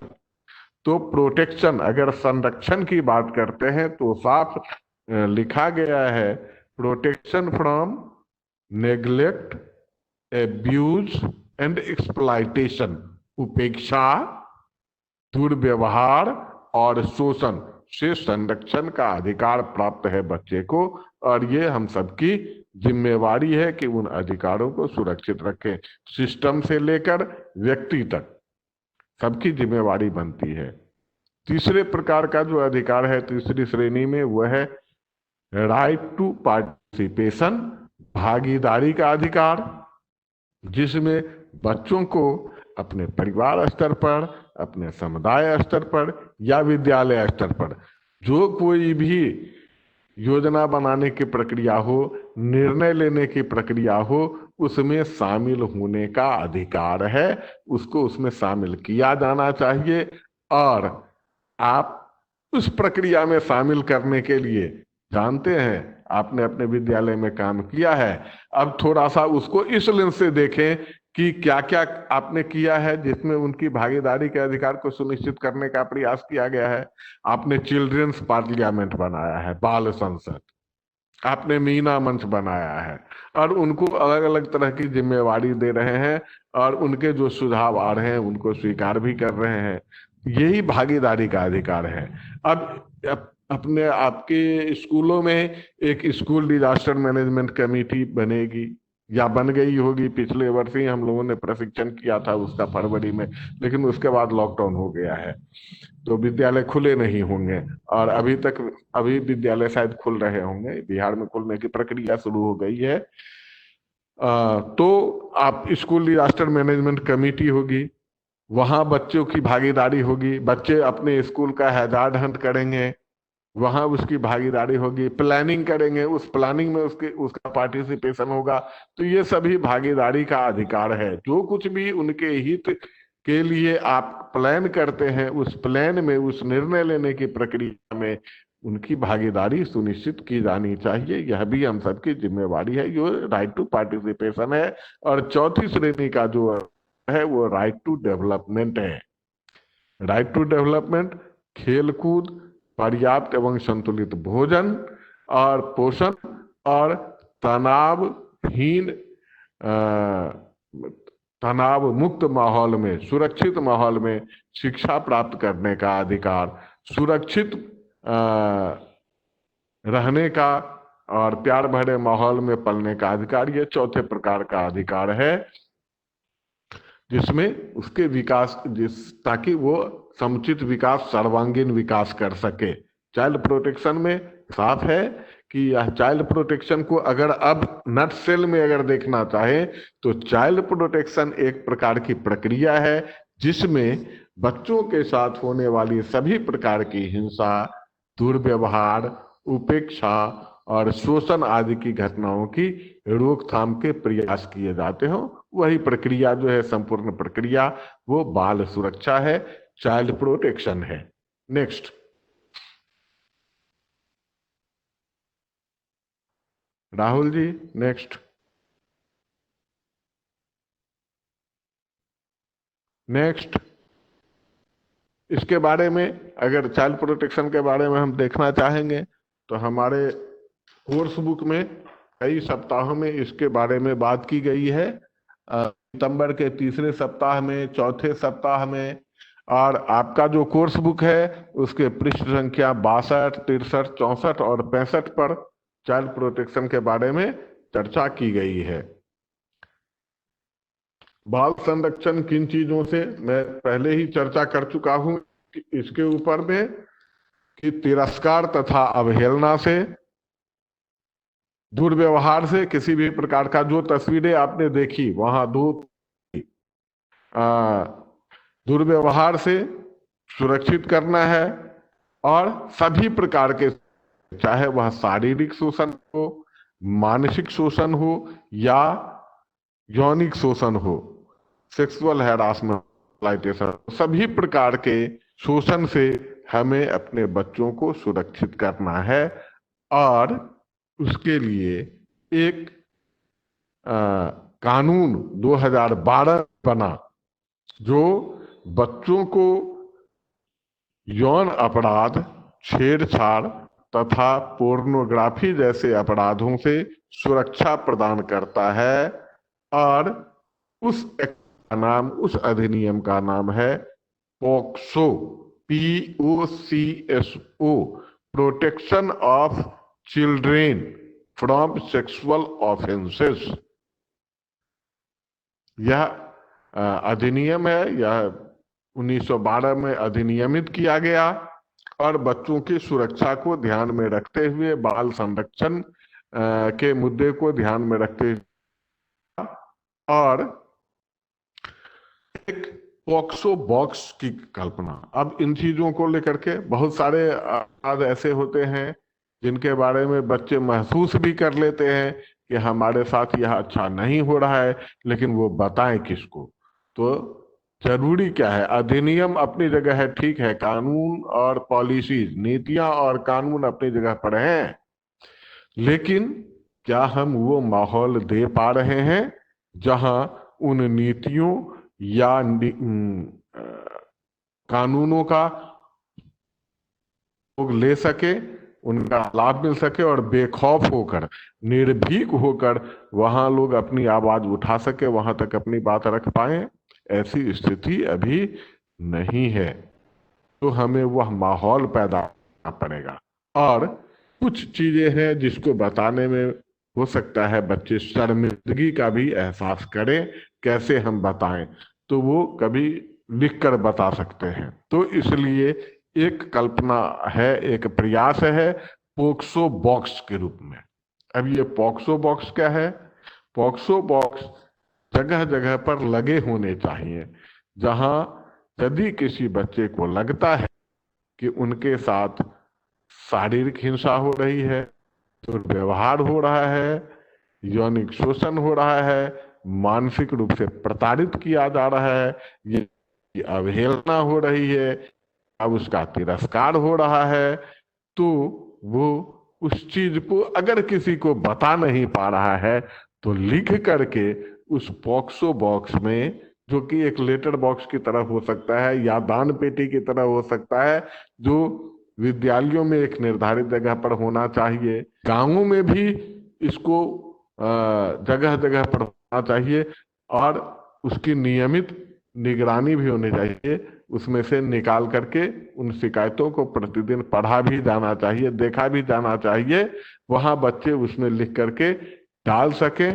उसको प्रतिदिन जब देखा जाएगा तो हमें तुरंत पता चल कौन से बच्चे हमारे रिस्क में हैं और हमारा हमारा यहाँ पर क्या दायित्व है। बच्चों की सुरक्षा के लिए एक हेल्प नंबर भी है, राष्ट्रीय हेल्पलाइन नंबर है, उसको भी हम सभी को याद रखना चाहिए और अपने विद्यालय में उस नंबर को भी अंकित करवा देना चाहिए, प्रदर्शित करवा देना चाहिए। वो नंबर है 1098 98 चाइल्ड हेल्पलाइन का नंबर है, जिसे जरूर प्रदर्शित किया जाना चाहिए, ताकि यदि किसी बच्चे को किसी भी तरह की असुरक्षा महसूस हो, असहजता महसूस हो, तो वो उस नंबर पर कॉल करके मदद की गुहार लगा सके और उसको मदद मिल सके। नेक्स्ट।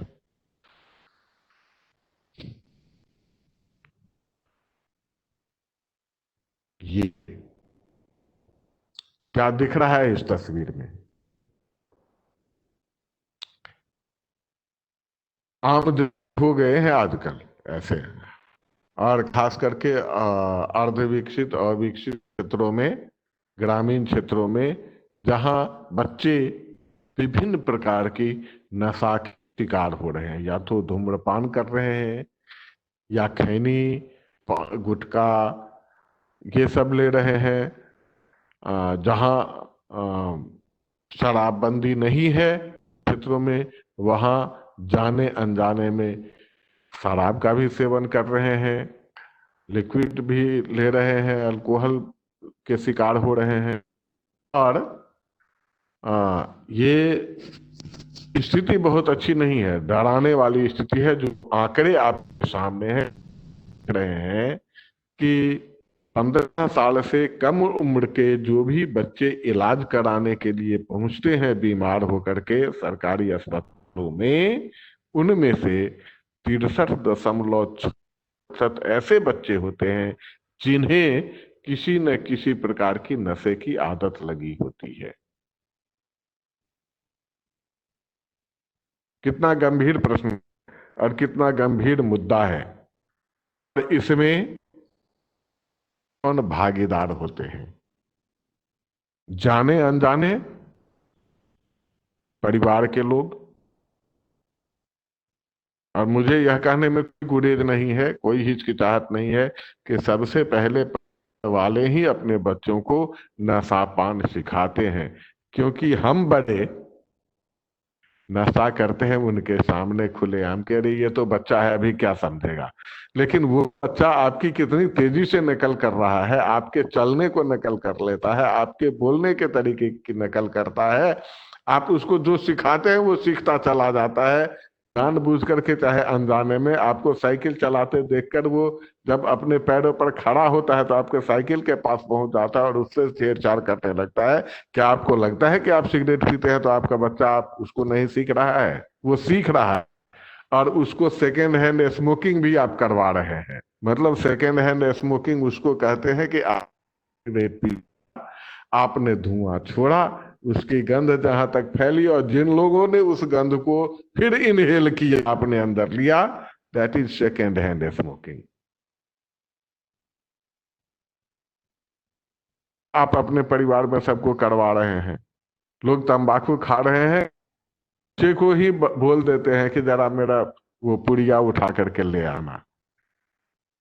हमने कई बार कुछ बच्चों को डांटा, अरे किसके लिए ले रहे हो, कई बार गार्जियंस को डांटा है, अभिभावकों को डांटा है, क्या बच्चे को तुम्हारी आदत खराब है तो तुम आकर के चुपचाप चोरी चोरी नहीं कर सकते हो इस चीज को? तुम्हारी आदत खराब है तो बच्चों को भी खराब कर रहे हो कि उसको भेज देते हो गुटखा लेने के लिए, उसको भेज देते हो खैनी खरीद करके ले आने के लिए दुकान से।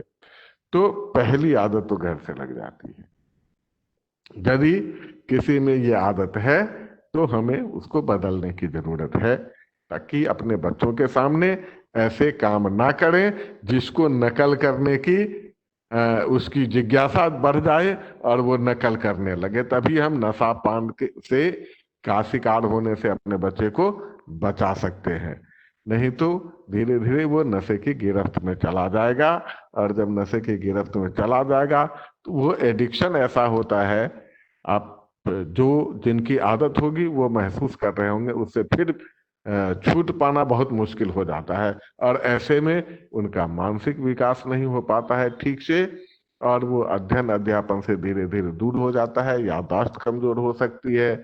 दिव्यांगता का, बच्चे अगर नशे के शिकार हो गए तो धीरे धीरे वो मानसिक दिव्यांगता का शिकार भी हो जाएगा, या अन्य तरह की बीमारियां उसको हो जाएंगी, और फिर वो हमारा एक जो समर्थ नागरिक वो हम करते हैं, वो समर्थ नागरिक होने का योगदान नहीं कर पाएगा हमारे देश में।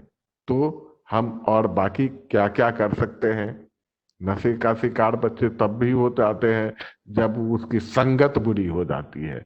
तो उसकी संगत पर भी ध्यान रखना है कि हमारा बच्चा कहाँ उठता बैठता है, किसके साथ उठता बैठता है, वो उसकी क्या आदतें, उसके आदतों में कोई बदलाव तो नहीं हो रहा है। यदि उसकी आदतों में आप किसी तरह का बदलाव महसूस करते हैं तो उसकी काउंसलिंग करें और उसको अपने संरक्षण में रखें, उस पर नजर रखें, और उसमें परिमार्जन लाने की, उसमें बदलाव लाने का प्रयास करें। अभी आजकल नशे की आदतों से छुटकारा दिलाने के लिए इलाज भी होने लगे हैं। यदि आप किसी बच्चे को लगता है कि वो नशे की गिरफ्त में आ गया है, उसकी लत लग गई है, तो आप उसका इलाज भी करवा सकते हैं, और भी बहुत कुछ कर सकते हैं। हम अपने परिवार में, अपने समाज में नशा को, नशा मुक्त क्षेत्र घोषित कर सकते हैं अपने एरिया को। अपने विद्यालय को तो निश्चित रूप से नशा मुक्त क्षेत्र घोषित कर ही देना चाहिए और लिख देना चाहिए। और हमारे विद्यालय में आने वाले जितने भी लोग हैं उनको यह सुनिश्चित करना चाहिए कि उसमें से कोई भी किसी भी प्रकार के नशा का सेवन करके नहीं आएंगे। तभी हमारे बच्चे भी सुरक्षित रह पाएंगे। और भी सोचिए, ये हम आपके लिए एक खुला प्रश्न दे रहे हैं कि नशा पान से बचाने के लिए हम और क्या क्या कर सकते हैं। नेक्स्ट, अब आते हैं जो बिल्कुल प्रासंगिक विषय है, जिसको वर्ष 2020 में हम सभी ने झेला है। 19 में ये शुरू हुआ था, नोवल कोरोना वायरस के ऊपर। इसके ऊपर भी ये बताना जरूरी है अपने विद्यालय समुदाय में। कोविड-19 नाम की बीमारी है। कोविड-19 कोई वायरस नहीं है, वायरस है नोवल कोरोना वायरस।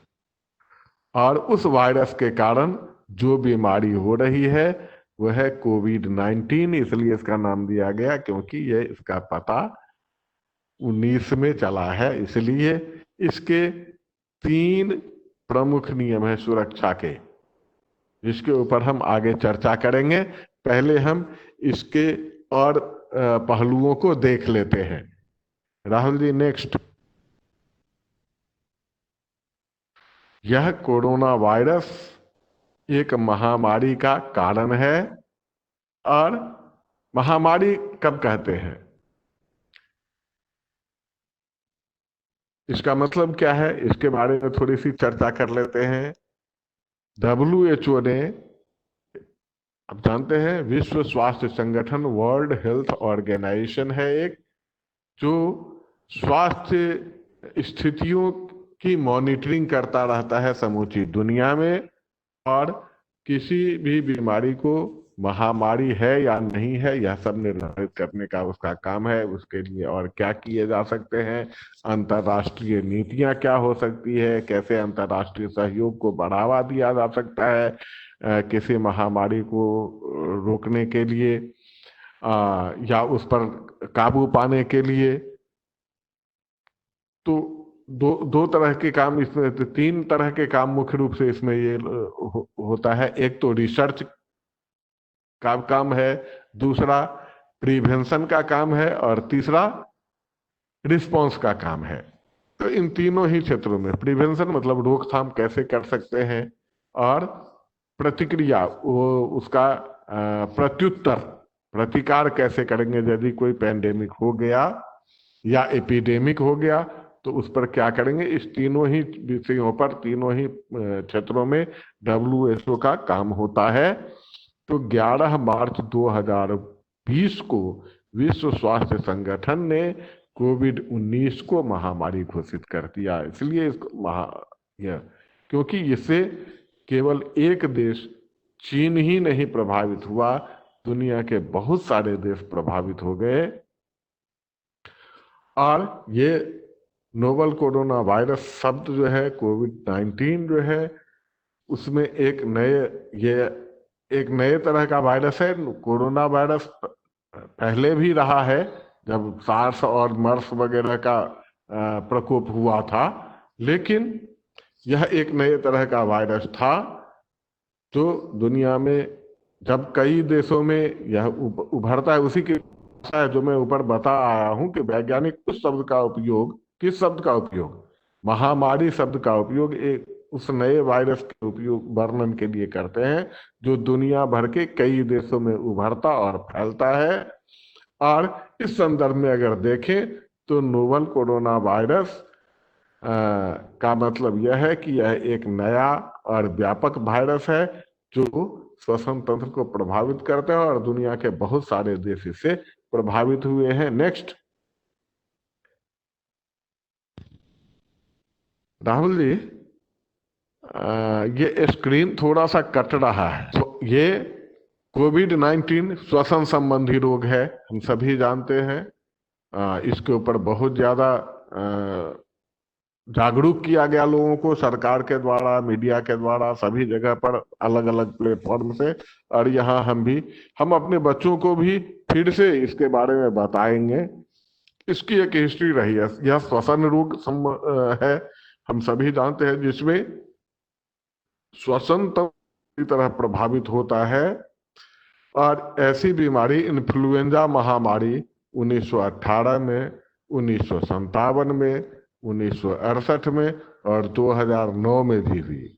1997 में फिर एवियन इन्फ्लुएंजा H5N1, जिसका अभी भी फिर कई राज्य अपने देश के भी प्रभावित हुए हैं, इसी को बर्ड फ्लू भी कहते हैं, ये हुआ। यह एक हिस्ट्री है। 2002 में सार्स आया, सीवियर एक्यूट रेस्पिरेटरी सिंड्रोम, यह भी चीन में हुआ। 2003 ईस्वी में यूरेशिया और अफ्रीका में एवियन इन्फ्लुएंजा भी फिर फैला, और उसमें 15 देशों में मानव संक्रमण का वह कारण बना था। उस समय में 15 देश प्रभावित हुए थे। 2012 में सऊदी अरब में मर्स, यह भी कोरोना वायरस के कारण हुआ था और उसका नाम दिया गया मर्स। CoV उसका पता चला था। 2013 में फिर एवियन इन्फ्लुएंजा, उस समय में दूसरे तरह का वो वायरस था, वो था H7N9। यह चीन में निकला और ये अब मनुष्यों में हुआ था। 2019 में चीन में ही कोविड-19 का उदय हुआ है। तो ये एक हिस्ट्री है, ये एक प्रकोप है, इसको भी हम सभी को जानना चाहिए। ये एक मतलब इतिहास है, डिजास्टर हिस्ट्री। अगर श्वसन रोग संबंधी हिस्ट्री की बात करेंगे, कब कब क्या होगा, तो उस लिहाज से यह महत्वपूर्ण है। यह जानकारी हमारे लिए, हमारे पास भी होना चाहिए, हमारे बच्चों को भी होना चाहिए, ताकि आगे कोई जरूरी नहीं है कि कोविड-19 के बाद फिर इस तरह का संक्रमण नहीं होगा। हु कैन गारंटी, कौन गारंटी कर सकता है इसके लिए? कोई नहीं गारंटी कर सकता है। तो हमें तैयार रहना होगा किसी भी स्थिति का सामना करने के लिए, और इसके लिए अभी से प्रयास शुरू हो जाने चाहिए। नेक्स्ट अब है कि अगर कोविड-19 ही नहीं और भी कुछ ऐसा हो, तो मैं खुद को, स्वयं को, अपने आप को कैसे बचा सकता हूं। जो ऊपर में 3 मंत्र की बात कर रहा था, कोविड-19 के संदर्भ में 3 मुख्य मंत्र हैं, उस देखेंगे तो 3 सबसे प्रभावी तरीके हैं, 3 मूल मंत्र हैं। अब उसके एलाइड बहुत सारे कार्य कर सकते हैं, बहुत सारे उपाय कर सकते हैं। पहला जो है वह है अपने हाथों को बार बार साफ करना। अपने हाथों को बार बार साफ करने का तात्पर्य क्या है? यदि हम एक कार्यालय में बैठकर काम कर रहे हैं और अपने कार्यालय से बाहर जाने का मौका नहीं मिलता है और हमारे कार्यालय में कोई बाहरी व्यक्ति भी नहीं आते हैं और हमने अपने कार्यालय को सैनिटाइज कर रखा है और हर रोज उसकी साफ सफाई करते हैं प्रॉपर, तो बार बार हाथ धोने की, साफ सफाई करने की जरूरत है क्या? बार बार हाथ धोने की जरूरत है? उसका अंतराल कम हो जाएगा क्योंकि हम सुरक्षित हैं। लेकिन यदि हम बाहर निकलते हैं, कई चीजों को चाहे अनचाहे, जाने अनजाने छूते रहते हैं, जिसको और लोग भी छूते रहते हैं, या बाहर की जो धूल है, बाहर का जो कुछ भी है वो हमारे हाथों के संपर्क में आता रहता है। तो ऐसे में जैसे ही हमें अवसर मिले, हर दूसरे तीसरे घंटे पर अपने हाथों को साबुन से अच्छे से धोना है। और साबुन लगाने के बाद साबुन के झाग को पैदा कर दीजिए हाथ पर, और उस झाग को कम से कम 20 सेकंड तक हाथों पर लगा रहने दीजिए, ताकि उस 20 सेकंड में नोवल कोरोना वायरस का जो फैटी सेल है ऊपर वाला, वो खोल टूटकर खत्म हो जाएगा और उसके नीचे, उसके अंदर जो आरएनए मटेरियल है वो बह जाएगा, डिस्ट्रॉय हो जाएगा। तो ये जरूरी है।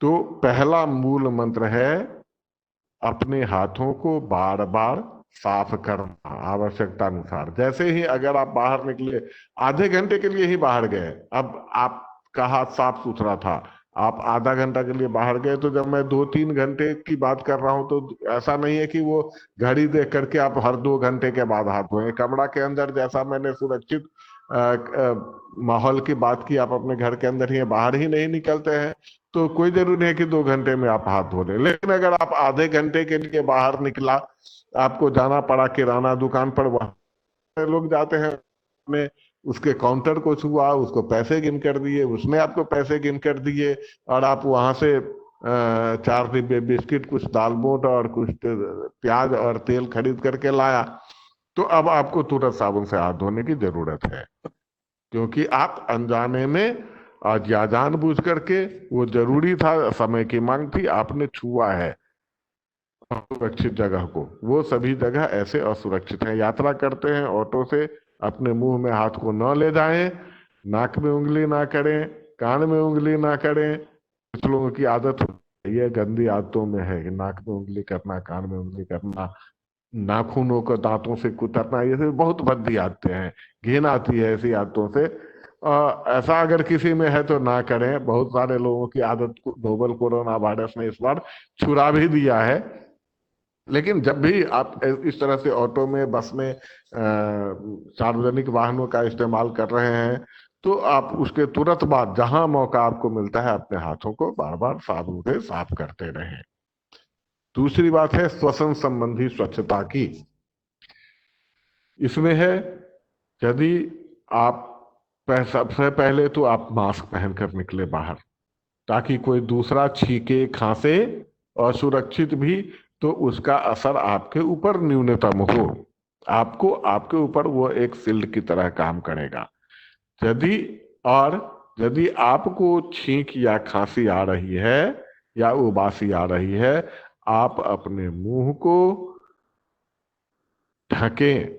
खांसी आ रही है, कोहनी के बीच में खांसे। अगर आपने मास्क पहन रखा है तो खांसी आ जा रही है, तो जो कुछ भी आप एक्सहेल कर रहे हैं, आपके मुंह से जो भी ड्रॉपलेट्स निकल रहे हैं, वो उस मास्क तक फंस कर रह जाएगा, तो दूसरे को नुकसान नहीं पहुंचाएगा और दूसरा वाला आपको नुकसान नहीं पहुंचाएगा। अपनी छींक अपनी बाहों में समेट सकते हैं। ये दूसरी जरूरी है श्वसन संबंधी स्वच्छता की आवश्यकता है इसमें।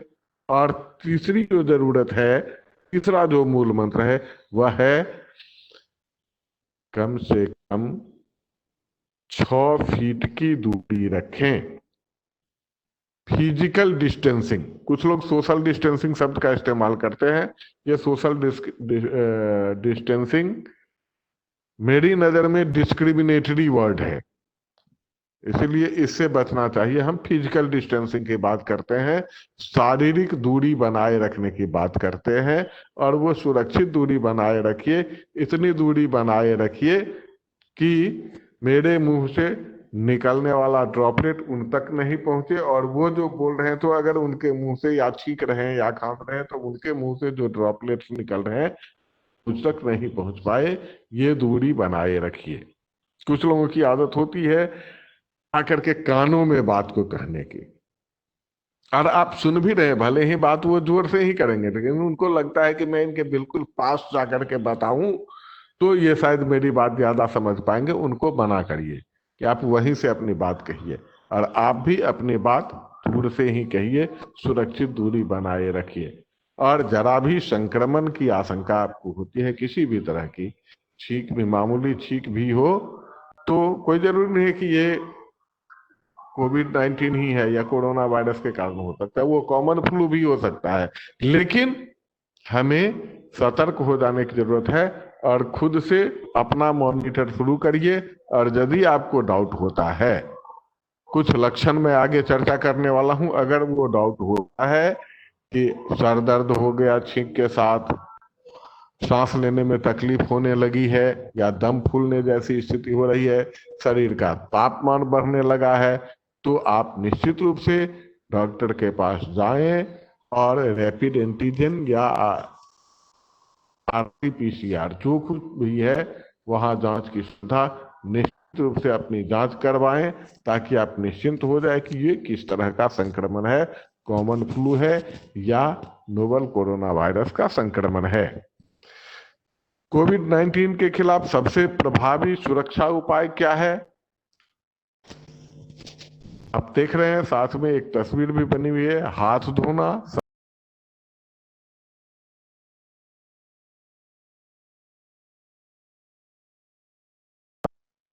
या सॉरी, यदि हाथ स्पष्ट रूप से गंदे हों,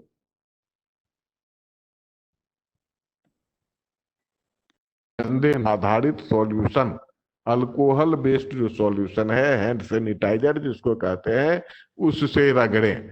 यदि हाथ पर आपको गंदगी महसूस होती हो, दिख जाती हो कि अरे यहाँ तो कुछ लगा हुआ है, तो निश्चित रूप से तब आपका सैनिटाइजर काम नहीं करेगा, हैंड सैनिटाइजर काम नहीं करेगा। इसलिए जब भी मैं बात करता हूं तो हमेशा साबुन और पानी से हाथ धोने की बात करता हूं। हैंड सैनिटाइजर आपका दूसरा विकल्प है कि आपको पानी, साबुन पानी नहीं मिल रहा है और हाथ देखने में तो साफ सुथरा लग रहा है लेकिन अपने ही हाथों पर भरोसा नहीं है, तो 70% अल्कोहल युक्त जो हैंड सैनिटाइजर है उससे अपने हाथों को साफ करें, सैनिटाइज कर लें। लेकिन यदि हाथ पर कोई गंदगी दिख जाती है आपको न, तो निश्चित रूप से साबुन और पानी से ही हाथ धोएं। और अगर आप अस्वस्थ हैं और सांस की किसी तरह की समस्या हो रही है तो फेस मास्क जरूर पहने और अपने डॉक्टर से जरूर सलाह लें। नेक्स्ट।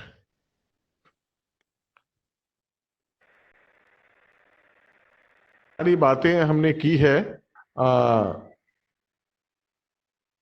की जाइए, अगर आप उसको बनाई गई है उसके अनुसार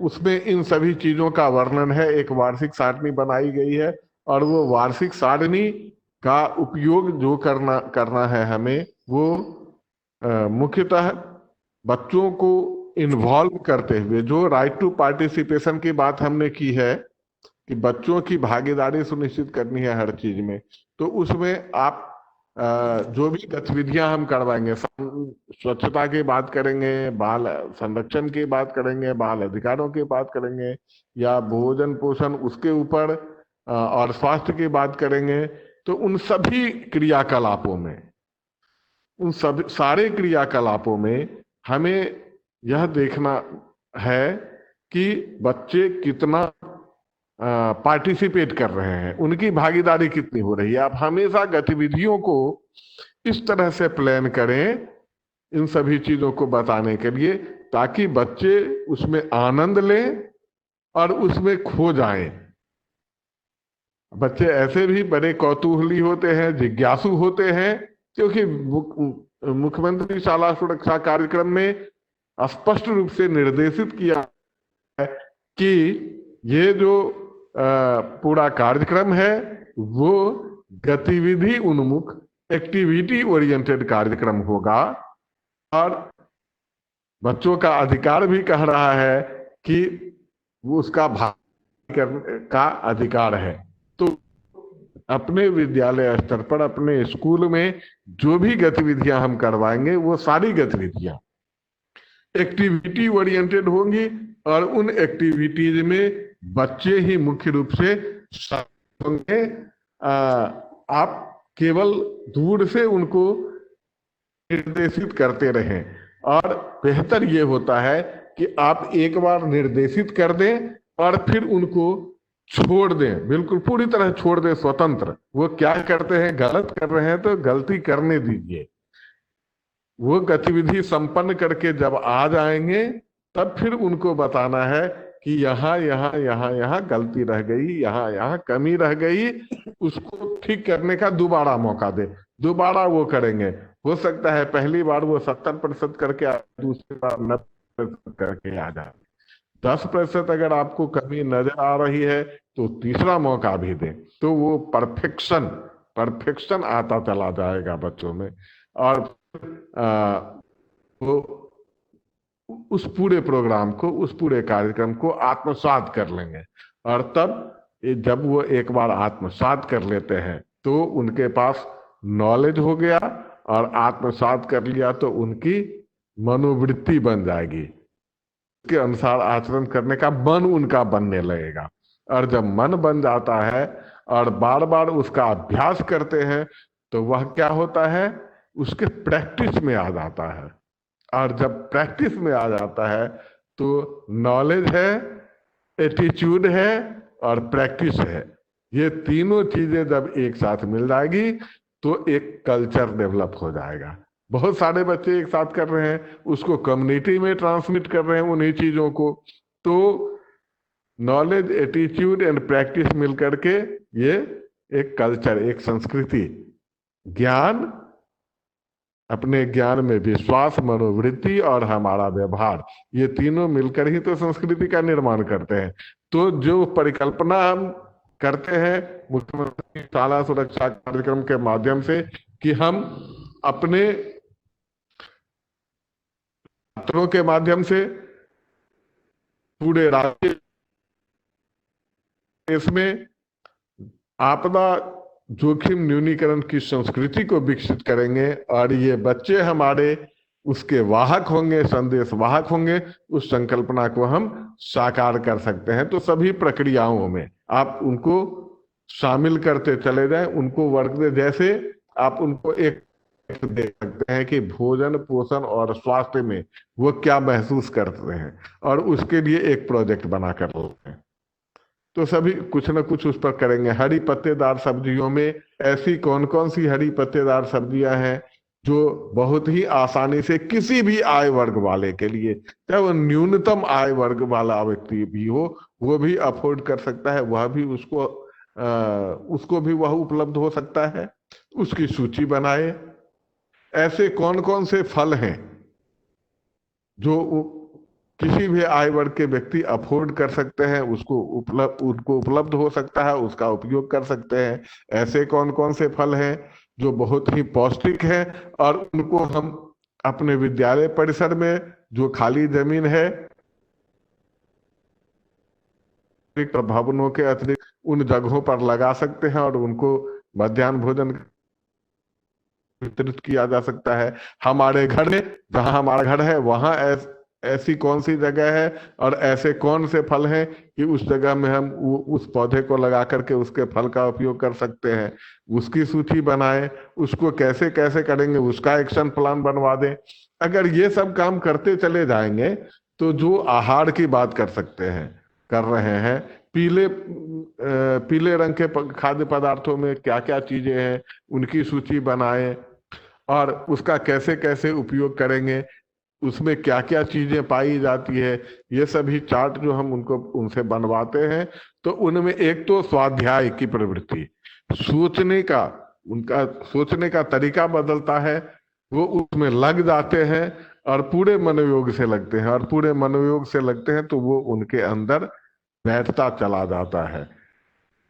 जैसे सीप के अंदर मोती पनपता रहता है, बूंद, स्वाति की बूंद अगर पड़ जाती है तो सीप के अंदर मोती पनपता रहता है, वैसे ही जैसे जैसे आप बूंद बूंद उसमें डालते जाएंगे और गतिविधि में शामिल करते जाएंगे तो उनके अंदर वो चीजें आती जाएगी। तो भोजन पोषण और स्वास्थ्य संबंधी जो बातें हैं वो उनके जीवन में बैठ जाएगी, और जब जहन में एक बार बैठ जाएगी तो हर जगह वो प्रयास करेंगे कि नहीं ये चीजें होनी चाहिए, हमारे खाने में इस चीज का आज अभाव कंपल्सरी किया जाना चाहिए, या हम ये काम कर सकते हैं अपने घर के स्तर पर, अपने विद्यालय के स्तर पर, सभी जगह वो एक्टिविटी में लग जाएंगे। आप एक्टिविटी में एक अपने स्कूल में इन्वॉल्व कर रहे हैं, वो रिफ्लेक्शन उनके सभी कार्यों में दिखेगा, तो भोजन पोषण और स्वास्थ्य की स्थिति बेहतर हो जाएगी।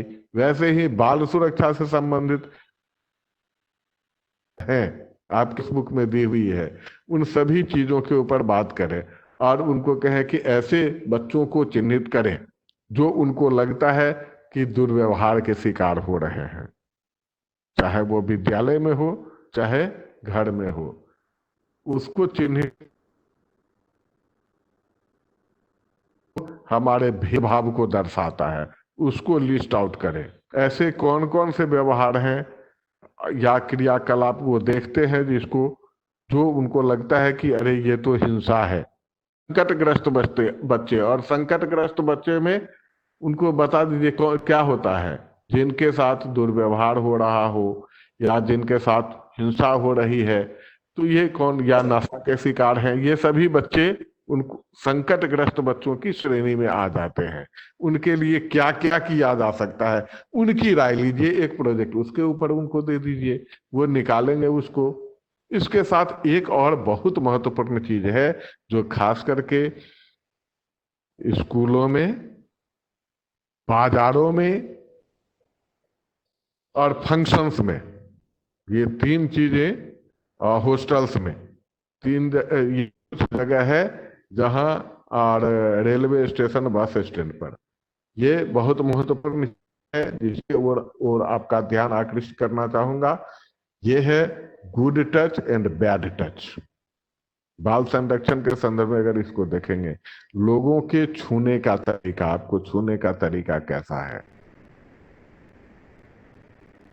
जरूर आप बताएंगे, और आप अपना ज्ञान बढ़ा सकते हैं। यूट्यूब के ऊपर इसके ऊपर काफी चीजें हैं, मटेरियल है जिसको देख करके आप समझ सकते हैं कि ये गुड टच है और ये बैड टच है।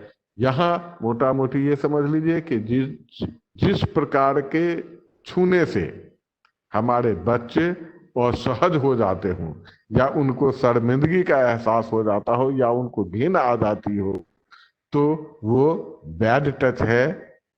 और जैसे छूने से सुखद एहसास होता हो, प्रोत्साहित महसूस करते हो बच्चे, तो वो गुड टच है। जैसे किसी के माथे पर हाथ फेरते हैं प्यार से, वाह अच्छा किया, तो वो गुड टच की श्रेणी में आ सकता है।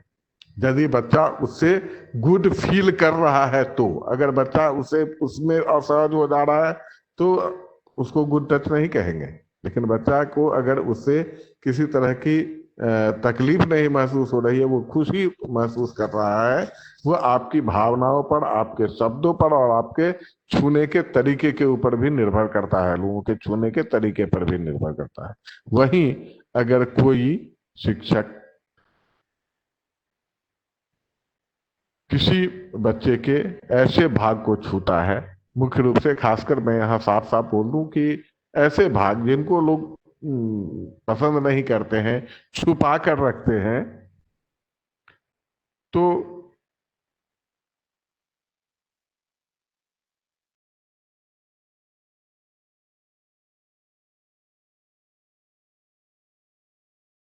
उन्हें मार देना, ये बहुत सारे उसमें यूट्यूब में आपको दिखाया जाएगा कि उन्हीं से किसी के स्तन को छू देना, भीड़ भाड़ में किसी के कूल्हे को छू देना, किसी के गाल को छू देना, ये सभी बैड टच की श्रेणी में आते हैं और ये बहुत गलत है।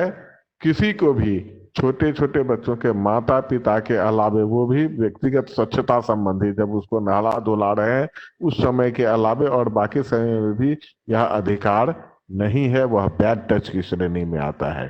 तो गुड टच और बैड टच हमें भी जानना चाहिए और उसके बारे में हमें अपने बच्चों को भी बताना चाहिए। इसके साथ अभी जन औषधि योजना का नाम हम सभी ने सुना होगा, और जब व्यक्तिगत स्वच्छता की बात जो हमने चर्चा की थी, वहां पर सैनिटरी पैड आमतौर पर 30-35 रुपए में पैकेट मिलता है, जो जिसमें 8 या 10 पैड्स होते हैं, तो 4-5 रुपए एक पैड पड़ता है। लेकिन प्रत्येक पीएचसी स्तर पर एक प्रधानमंत्री जन औषधि केंद्र खोलने की योजना है। यदि आपके यहाँ खुल गया हो, या अमूमन सभी जिलों में लगभग खुल गए हैं, वहां यह सैनिटरी पैड 1 रुपये उपलब्ध है। एक पैकेट उपलब्ध मिलता है 4 रुपये का और उसमें 4 पैड होते हैं। तो इसके बारे में भी हमें अपने विद्यालयों में बताने की जरूरत है, ताकि हमारी बेटियां उसका इस्तेमाल कर सके और सभी आय वर्ग के लोग उसको अफोर्ड कर सके। तो प्रधानमंत्री जन औषधि केंद्र से व्यक्तिगत स्वच्छता संबंधी काफी सामग्रियां बिल्कुल सस्ते मूल्य पर उपलब्ध कराई जा सकती है। इसके अलावे अपने स्कूलों में हम सोप बैंक और पैड बैंक ये स्थापित कर सकते हैं, ताकि विद्यालय अवधि में यदि किसी बेटी को पैड बदलने की जरूरत हो गई, तो वहां से वो प्राप्त कर सके और अपना पैड बदल सके, और ताकि उसके कारण उसको उस दिन विद्यालय पीरियड के दौरान विद्यालय छोड़ना नहीं पड़े, उसका शिक्षण बाधित नहीं हो और विद्यालय में रहते हुए भी शर्मिंदगी का एहसास न हो। और यह सोप बैंक और पैड बैंक की जिम्मेवारी किसी महिला शिक्षक की जा सकती है, या मीना मंच के चार्ज में वो चीजें हो सकती है, ताकि आवश्यकता पड़ने पर उसका उपयोग किया जा सके। ये कुछ नवाचार आप कर सकते हैं, और अगर ऐसा करते हैं तो बहुत अच्छी बात होगी। और इस प्लेटफॉर्म पर ऐसा करते हैं अगर आप, तो ऐसा करते हुए कुछ फोटोग्राफ्स वगैरह जरूर शेयर करें। बहुत बहुत धन्यवाद इस पूरे सत्र में भाग लेने के लिए। और दृढ़ विश्वास के साथ मैं अब अपनी बात यहाँ समाप्त करता हूँ कि आज जो कुछ भी चर्चाएं हुई है उसको आप अमल में लाएंगे और एक उदाहरण प्रस्तुत करेंगे। एक बार पुनः बहुत बहुत धन्यवाद। बहुत बहुत धन्यवाद श्याम जी। मैं सारे जिला प्रशासन को इस चीज़ के लिए बहुत धन्यवाद देना चाहूँगा, जो इस चीज़ के लिए शाला सुरक्षा के लिए परमिशन हमें प्रदान करी। और मैं रॉज इंडिया की तरफ से, यूनिसेफ की तरफ से भी बहुत बहुत आभार और धन्यवाद प्रकट करना चाहूँगा। आप सभी पार्टिसिपेंट्स के लिए बहुत बहुत धन्यवाद। आशा करते हैं आप इस वीडियो से ज़रूर कुछ सीख कर ही जाएंगे, और आने वाले वक्त में हम कोशिश करेंगे कि ऑफलाइन ट्रेनिंग भी ऑर्गेनाइज करें। बहुत बहुत धन्यवाद सभी का। धन्यवाद।